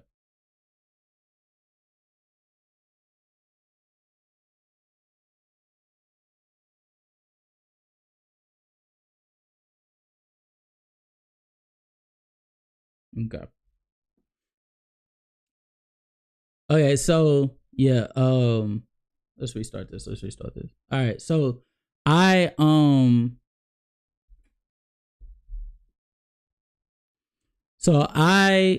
going to wrap this up talking about this video that I saw on Player's Choice. We're going back over there to a video that was surrounded around this guy, Drenchman Sports, went up there and started uttering just like straight up nonsense about whether Paul Pierce is better than whether Paul Pierce is better than Shai Gilgeous-Alexander. Okay. I personally do not think that this gentleman is very intelligent when it comes to speaking the game of basketball. I do understand that everybody have their own perspective. However, there is some type of factual evidence that needs to be provided. And when you see this clip, you'll see that very little factual evidence is spoken in this conversation. It's purely generalities, and even worse, it's spoken in false generalities. But that being said, though, I'm gonna go ahead and play the clip. You guys can see it. Everybody can see it. Oh shit! We compare past players like T-Mac, Paul Pierce, or this guy to say in this era. So what would Shai do in that era? No, y'all are missing it. So what would Shai do in that era? No, you're missing it. You can say they would come in. They would come in and be great. That doesn't mean they would be as good as Shai just was this season. Why not? That's undermining. That is undermining what we just saw from Shai Gilgeous-Alexander. I'm not undermining nothing. I think Shai is awesome, but there is a difference in basketball. We got this comment of the week is a two-parter, y'all. So let me just get through this part. I'm gonna go to the next one. I'll get through that part, and then we'll go. Hey, Claire, could you stop picking these essays? From I like this one though, to be fair. From Upgrade Your Mindset 3265. Let's be real. Hey, yeah, Paulie. Let's be real. Pierce had no weaknesses as a scorer. None. Post game, mid range, 3-ball, isolation, catch and shoot, off screens, clutch shots, free throws. Keep going. He could get a bucket any way he wanted it. Go left, go right, slow the pace, control the tempo. He was surgical. You know I'm surgical with this bitch, Jake. Don't rely on athleticism, just skill, footwork, and craft. Facts. Meanwhile, y'all want me to read that paragraph again? No. We heard you the first time. Okay. I'm making sure. Big dog. You got it. Pop it. Meanwhile, half the dudes y'all ranked above him didn't even come into the league as scorers. Damn.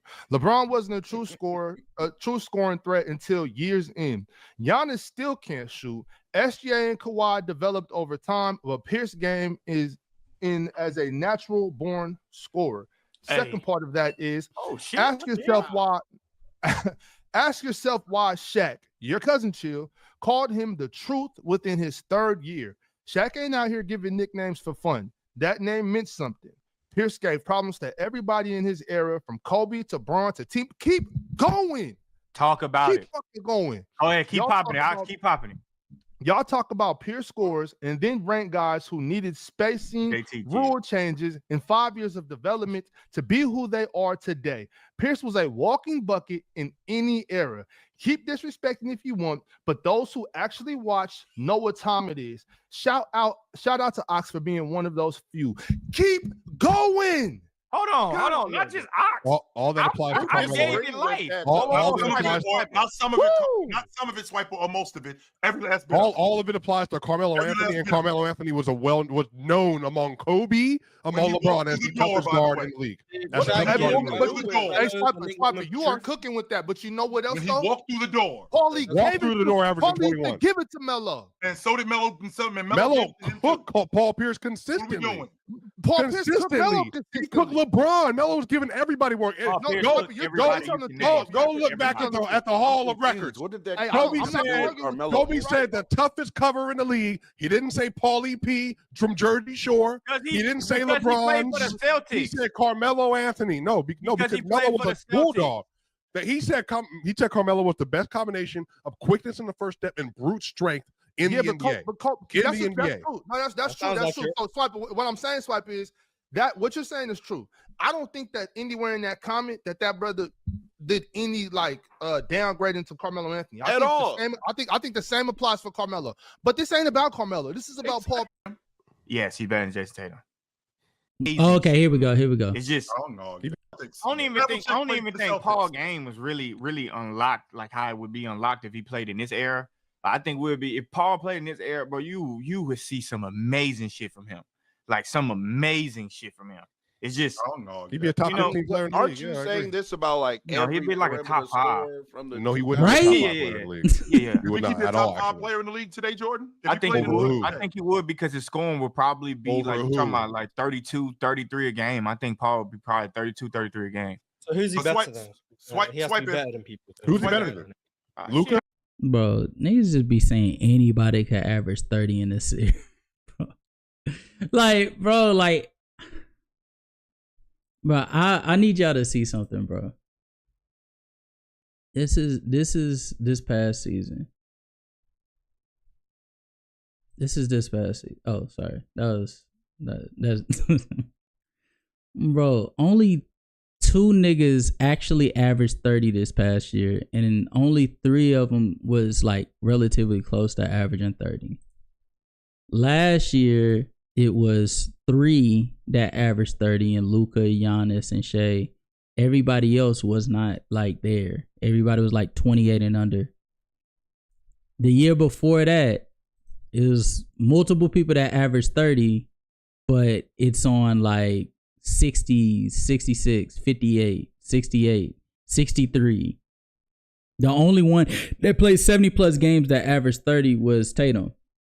So it's like you expecting people to like just die, just going crazy and scoring in this era is OD as fuck. Cause bro, like niggas don't even be doing it like that. Like the usual suspects out of everybody that I done pointed out is Luka, Giannis, Shea, Embiid, maybe Jokic, and Tatum. And Tatum 1 year. Outside of that, and Dame. But Dame played like 58 games, and it was he was on the team where it was like he wasn't winning. Like it's not. Oh, that's another thing. Are you saying he's doing this in a losing effort? Like this nigga just like he's a loser? Oh, okay, then yeah. If you saying he a loser, then yeah, sure. He can shoot as many shots as he want to. Shit, he could average 30 on like 25 shots a game. Shit, like LaMelo was doing earlier this year. Yeah, he can do that. He ain't gonna amount to shit. He's still gonna be viewed under the same light as he was during the 2000s. But I guess, like, and to think that niggas could just come into this era and just average 30 anytime they want to. Nah, that's wild. That's wild. I told y'all. No, Luka's a better playmaker than him. That's the only thing. He better than Jason Tatum? Yes, he's better than Jason Tatum.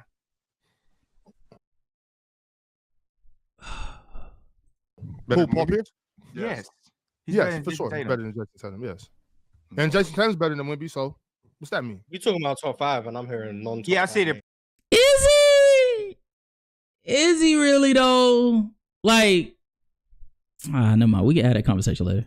Paul played in this era. I think he would average 31, 32 a game. Is he better than Shea? It would be very, very close. I think. Very. Bro. This is the shit I be talking about, bro.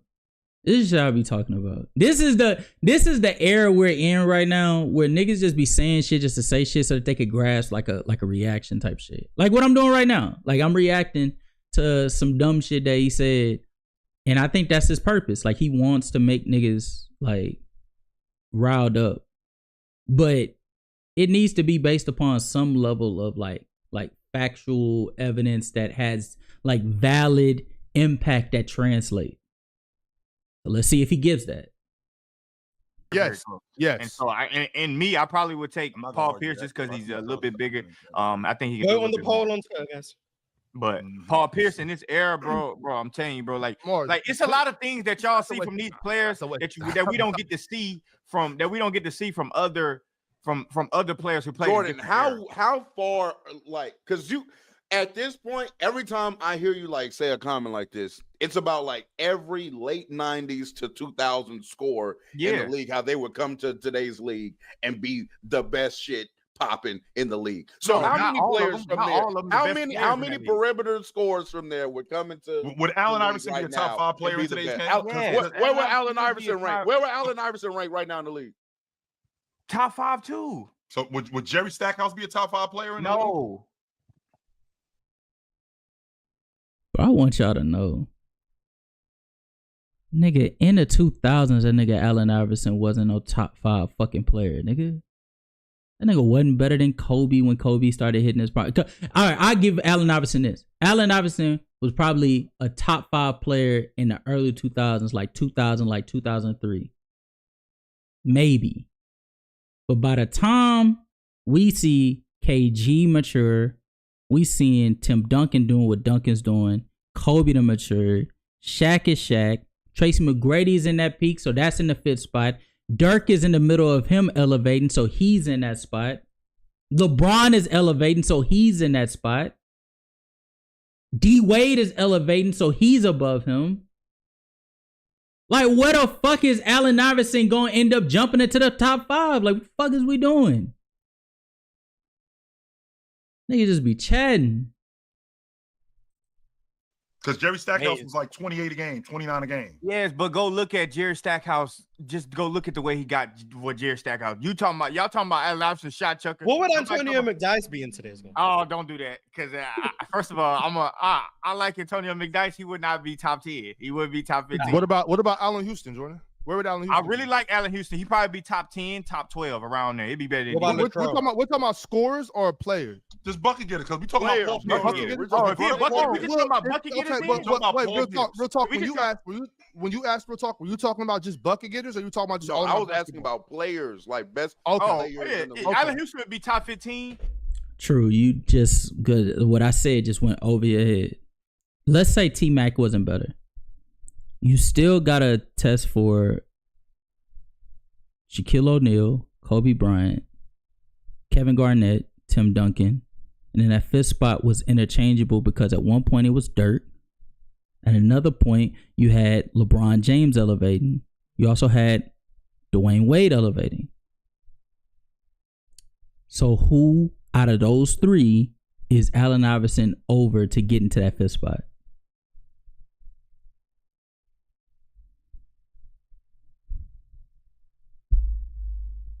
Exactly. But if we were talking about bucket getters, he'd probably be up there, and he'd probably be up there. But where would Latrell be? Latrell will struggle because it's the 3-point line, but I like Latrell, bro. Latrell was getting down here. Latrell did a lot. It's just the 3-point is a little shaky for Latrell. I'm gonna say it, Mars, and I know you're gonna roast me for this. Allen Houston better than Devin Booker today. Dan Donovan Mitchell too, though. Don't forget Donovan Mitchell too. He better than Donovan Mitchell too. But real talk, Who's be chatting, bro? I ain't gonna lie to you. Chill be chatting. And they be letting Chill get away with some of this shit. Cause Chill is like older. So niggas be trying to like let him like, you know, slide and shit. But Chill be fucking chatting, dog. Allen Houston would be better than Devin Booker. Alright, bro. The fuck did the Knicks do with that nigga at the helm? You know what? I think it's kind of unfair, like what you just said, like to Jordan. I'm not saying you did it maliciously. I'm just want to just put this out there. And a lot of people do the same thing to me, right? But we're talking about, when we say like in today, we're talking about one, like we'll call it like 2-3 season. You know what I'm saying? Like when we do that, we're talking about like a whole 15, 20 years of scores. So it's like I can take 1-2 from each season. Yeah. You know what I'm saying? So the sample size is so much bigger. So it's not like I'm saying that 80, like 98, or every score was better than the score in 2025. But if you go from 95 all the way to 2010, that's 15 years of basketball. So yeah, I think it's fair to say that we can get 10, 11 guys in there that'll be top 20. You know. And my question for the problem with that though is they're rather consistent. It's a consistent like theme of people that were not even top 5 during that time period, or top 10 during that time period, being put into these conversations of they would be top 5 today. So at that point, you're denigrating the talent that is today. Because if you got to even think about Latrell Sprewell being in conversation for top 5, then that means not only did you think Latrell Sprewell was that good in that era, that means you also think that this era is so overrated that Latrell could come up here and he could be able to quintuple his production that he was even in that era. And that's just not the case. Some of these players that y'all niggas be putting up on pedestals from the 2000s What they were was what they were because they were a product of the era that they played in. Their skill set was not built to be played in any other era than the era that they were in. Some people benefited off of their tough shot making because in that era, but you bring that element into this era and all that they were with tough shot makers, they would be role players, bench players even.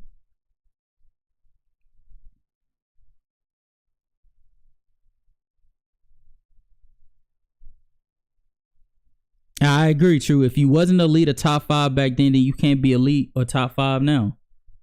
I take it a step further. Bro, some of them niggas that were top 10 then, nigga, they wouldn't even be top 20 now.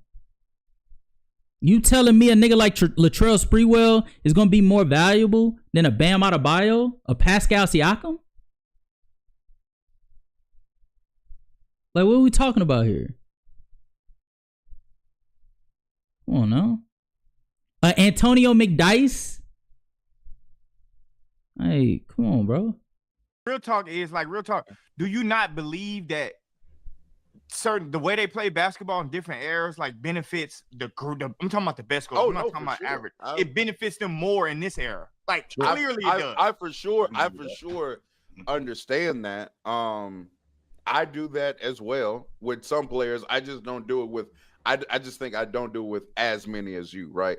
I'm willing to go like 02, 03 McGrady could possibly be top 3 or the best player in the league today. I'm willing to do that. Why not Paulie, though? I'm not willing to say Paul Pierce would be top 5. I'm not willing to go that far for me personally. But you got. I don't think he would be better than Shea. I don't think he's better than Luka. I don't think he's better than Yo. I don't think he's better than Giannis. And then that 5th spot, I mean, when you got Wemby, you got Embiid. It's almost sacrilegious to say healthy Embiid. Nigga, that nigga's never healthy. Come on now. Bro, you got like it's a lot of players. It's not a defender in the league right now. It's not a defender in the league right now that would give Paul problems. See, and that's that shit right there. That's when he's chatting. That's when he just chatting, just full on, full fledged chatting. Just because he can either go by. I want to show y'all this past season. I'm finna run off these teams of defenders that can be able to contain Paul Pierce, if not give him some level of trouble. Christian Brown and Aaron Gordon can give Paul Pierce issues. I don't think Dallas has one. I don't think Memphis does either, by the way. Although I do think that they would just funnel him to Jaren Jackson Jr. and Paul Pierce wasn't that good of a finisher to where Jaren Jackson Jr. just he would essentially just have him and Zach Edey would just like swallow Paul Pierce in the paint. Like he wouldn't get done. Same thing with Dallas. I don't think they have a wing that could be able to stop him. However, if he calls himself a coach, but if you're a coach, how the fuck do you not put 2 and 2 together when it comes to Dallas or a situation in the NBA and understand that it's not a one-on-one sport? So yeah, there may not be a small forward that can contain him one-on-one, but they don't have to. They would just bring him into the paint and have a player like Anthony Davis, Daniel Gafford, Derek Lively to contain him in the paint, and he would have to finish over the trees, and he was not that good of a finisher even in that era. Same thing with Minnesota. Actually, I think Minnesota actually does have somebody in Jaden McDaniels. Jaden McDaniels is very, very capable of being able to cause trouble with Paul Pierce because he was a tough shot maker. And Jaden McDaniels forces you into tough shots. He did it with KD. Why the fuck would he do it with Paul Pierce? Trey Murphy III and Herb Jones, also the same thing. Lou Dort, J-Dub. Do I need to say more? Like, yes, they would cause issues for Paul Pierce. I don't think the Lakers have anybody. Kawhi Leonard at this stage of his career, I don't know if he's like that, but their defensive scheme, especially with like how Ty Lue has them like funneling sort of towards the baseline for them to get into a trap. Paul Pierce wasn't that scared of a passer. So I think that they would cause issues for him from a schematic standpoint. I don't think Phoenix has anybody. Portland doesn't. Well, Portland doesn't have anybody. Sacramento doesn't have anybody. And then San Antonio falls under that line with Dallas and Memphis and Minnesota. We're just gonna funnel you to Wemby, and you got to finish over that 7-5 a shot blocker, generational shot blocker. Nigga, you cook. Amen Thompson is fucking like nigga. Amen Thompson and Tari Eason is doing away with whatever fucking tough shot making Paul Pierce is providing. He doing away. Paul Pierce gonna have to get it out the mud against Houston, especially if you don't come correct. And that's just the Western Conference. It's not even the East, where you have Orlando, who's sitting there with not one, not two, but 3 different wing defenders that could be able to hassle you into taking tough shots that you don't want to take. That's before you get into Miami with Andrew Wiggins and Davion Mitchell hassling you, funneling you into a zone that Paul Pierce wasn't that good at executing out of in the first place. Like, what are we talking about here? Cleveland, Evan Mobley, Isaac Okoro, DeAndre Hunter, Boston, Tatum, Jaylen Brown. What the fuck are we talking about here? Detroit, Asar Thompson. Y'all be out here trying to diminish this era, and then y'all put y'all hands up when niggas call you out on it. Real talk is right, bro. Niggas be wanting to put every single person in this era saying that they would translate and saying that niggas can't guard somebody. Whole time, these niggas are doing a good job on niggas that are better than Paul Pierce was at that time period. KD is better than Paul Pierce has ever been right now. Right now. But you think that they can't handle him? Like, what the fuck? Come on now.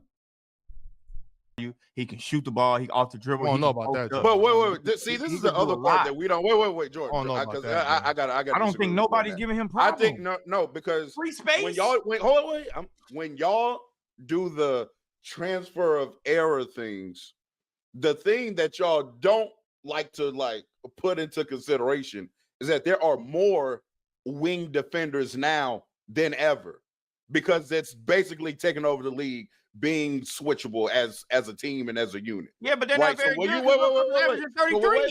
Wait. Hold on. Niggas, only one nigga that averaged 33 this year. And the year before that, it was only I think it was Luka. That's it. And the year before that, it was Embiid. Like, nigga, it's not like this is like everybody gets a 30 ball. What the fuck? Nigga, we got the same amount of niggas that averaged 30 during this time period that they had during the time that Paul Pierce did. And Paul Pierce didn't even average 30 during that time. When AI and Kobe and fucking T-Mac is out here trading out 30 point per game seasons. Nigga, what the fuck is we talking about? LeBron out here getting 30? The fuck? So when you say that, wait, stop. When you say that there's nobody in the league that would give D Wade averaging 30? The fuck? Him trouble. Herb Jones is in the league. Amin Thompson's in the league. Bro, these guys are not giving Paul Pierce trouble, bro. Y'all like they give trouble. They give trouble to guys that's on the brink. You talking about the best of scores? They're not giving them trouble. Paul Pierce wasn't the best of scorers during that time period. Man, let me check to see if I'm tripping. Fucking like what the fuck? Let me check something. We finna find something out real quick, because this is crazy.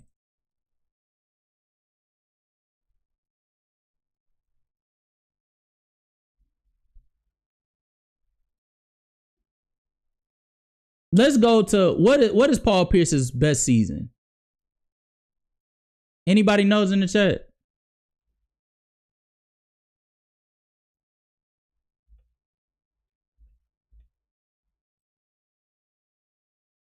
Paul Pierce's best scoring season was in 06.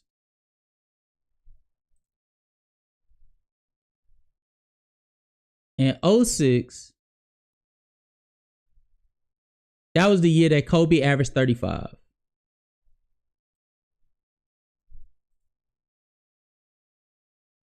Kobe was a better scorer. Allen Iverson was a better scorer. LeBron was a better scorer. Gilbert Arenas was a better scorer. D-Wade was a better scorer.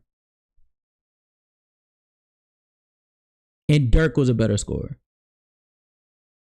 So he ain't even top 5 in his best seasons.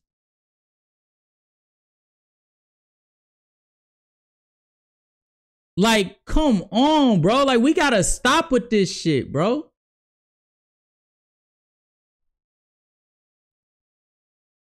This is crazy. This is fucking crazy. Paul Pierce's next best scoring season was 02. Let's go to 02.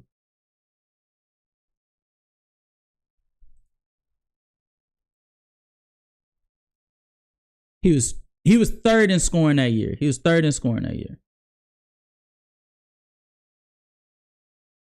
He was third in scoring that year. So you think 03?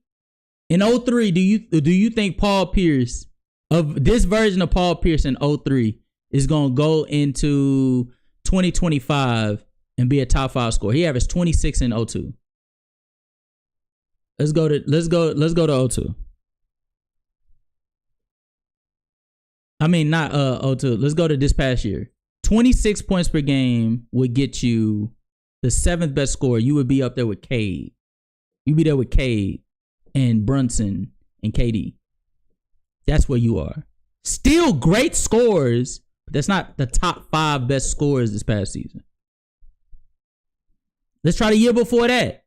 26 points per game would get you 10th. If that. You might be 11th. Behind Jokic. That's what that does for you. Assuming that the nigga gonna come in and just turn into a 30 point per game scorer is fucking wild. That's ridiculous. That's ridiculous. And it's based, and what makes it worse is based upon a hypothetical. Like, that's crazy. In 06, it wasn't that many less possessions. That was when the rules led to them being much faster. Look, let's go to pace. This past season, I remember I checked it. This past season was 21st. 21st. 98.8. 06 is right here, 90.5.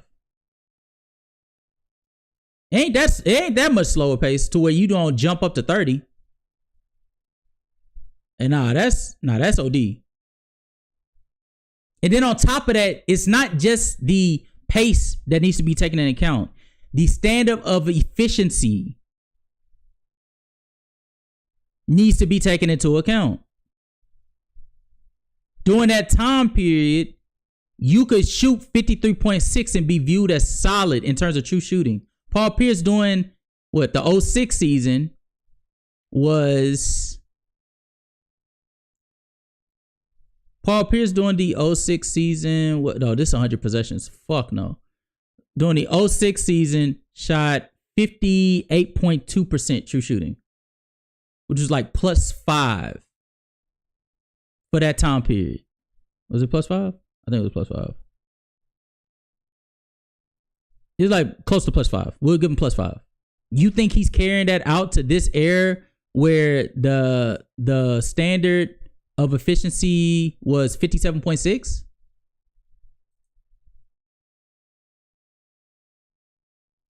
Nah, I wouldn't say that. You think he's gonna be +5? Nah, I wouldn't say that.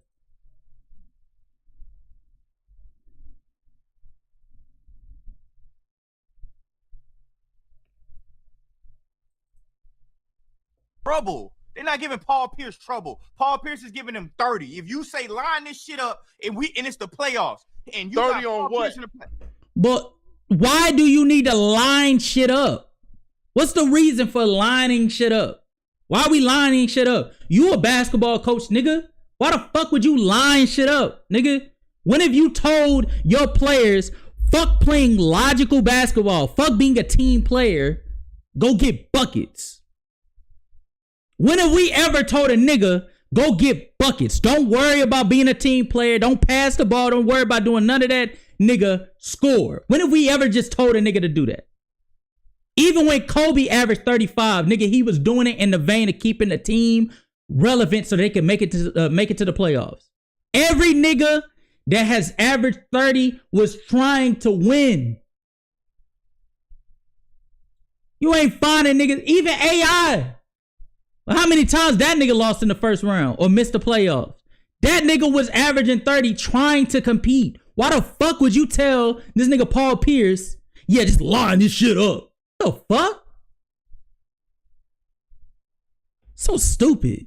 I mean, you gonna a good score, yeah. You gotta take your shots. That's how it happens in the playoffs. But I'm not saying it's gonna be a walk in the park for him. You just said he ain't gonna have trouble. That's what walk in the park means. Hold on. He I'm did. saying what Shea would do, what y'all see Shea do, that y'all think he's the only player in NBA history could do. Paul Pierce could do that. First off, nobody ever said he's the only nigga in the NBA history that could do it, because he wasn't the only nigga in NBA history that could do it. Jordan did it. Kareem did it. Not the only nigga that's ever gotten the accolades that he did. And even on the scoring front, he's not the only nigga to shoot 50% at the guard spot. Jordan did that. He's not the only one at that throne. But that speaks to how good he fucking was this year, though. That he was up there with Jordan.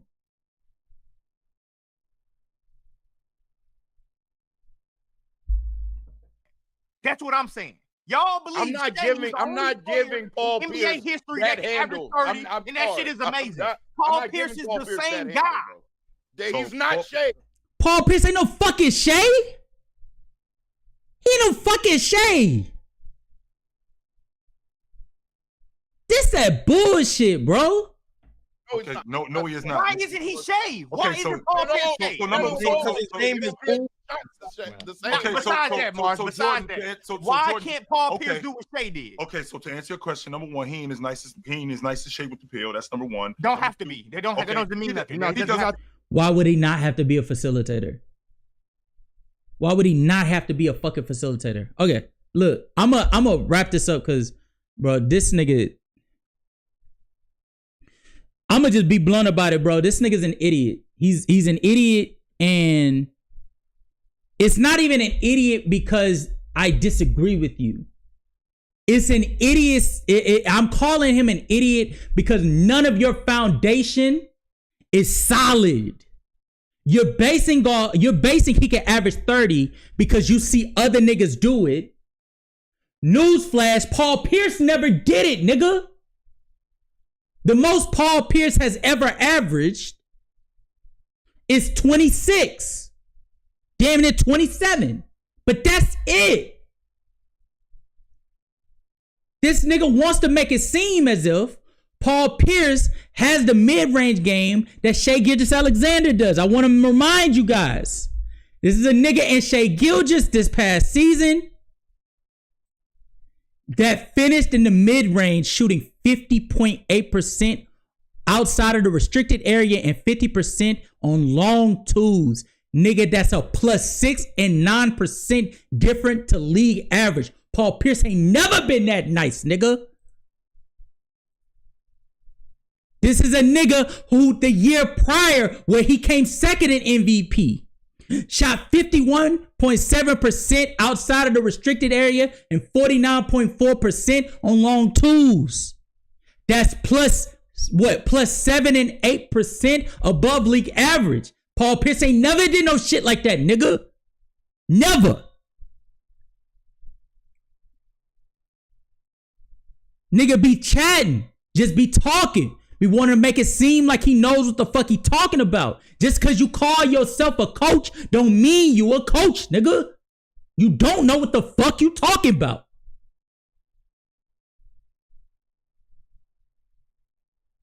These bomb ass takes be making y'all fucking platform look fucking foolish. And then y'all be sitting there wondering why a nigga go on Twitter saying y'all just be saying some badass takes and be numbing the fucking viewers, making them niggas fucking idiots.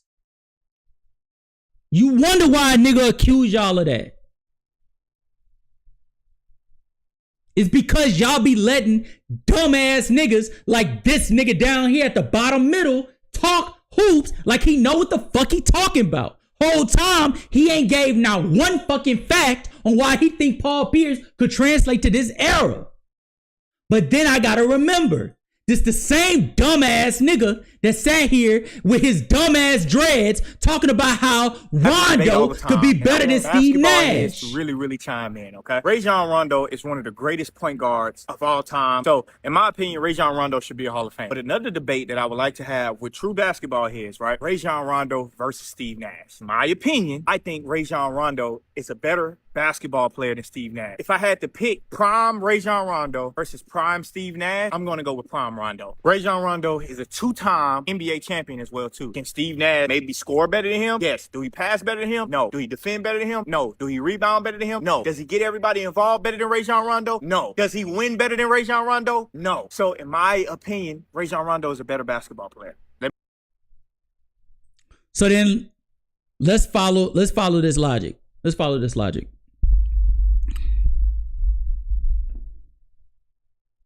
Hey guys, it's casual here.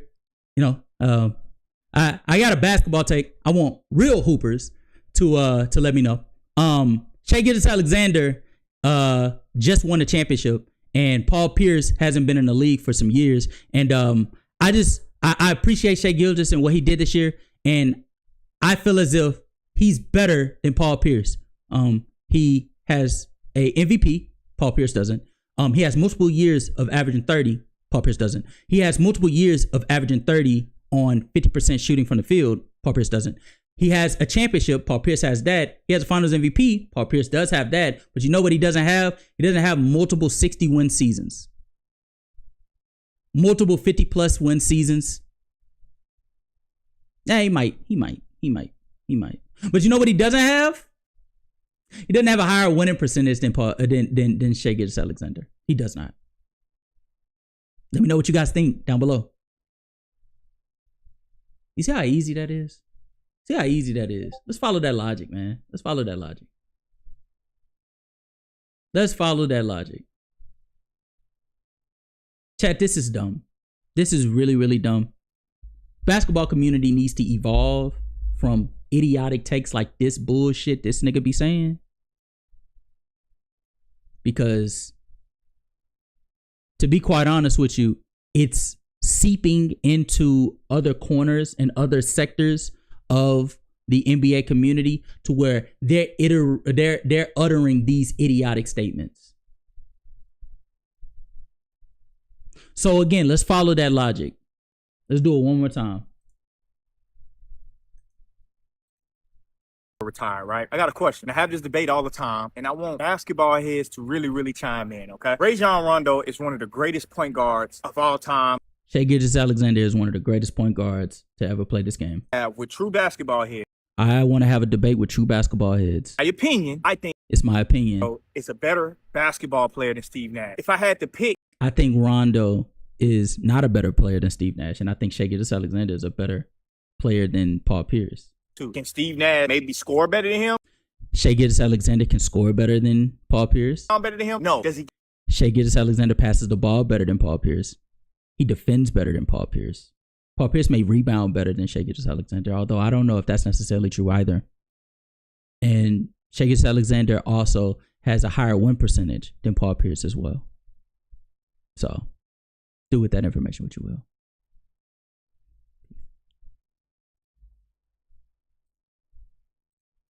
See? Easy. So stupid, but it's easy. So that's going to do it for that. That's going to do it for the stream on YouTube. Again, if you guys want to tap in on the tier list that we're going to be doing a tier list in probably about like 5 minutes. We're going to move on over to playback. and we're going to do a top 15 list, and we're going to do a top 75 list as well. So please, if you haven't already, please make sure to join the Discord. Let me go ahead and put that link in the chat. Put the link in chat.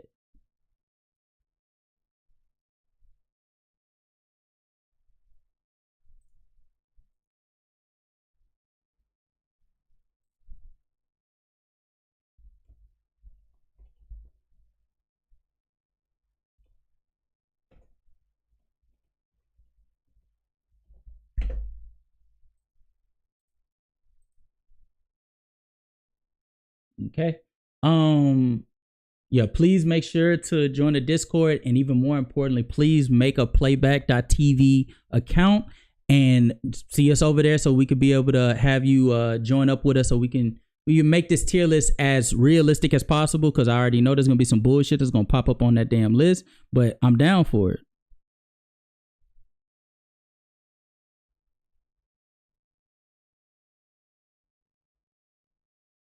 No, my fault. But all right, y'all, I'm gonna check up with you guys later. Probably won't do a stream next weekend. Well, maybe. We'll see. I'll keep you guys posted in the chat. Not in the chat, in the post section of the YouTube community post. And again, make sure to check out the Discord. But until then, I'll see you guys later.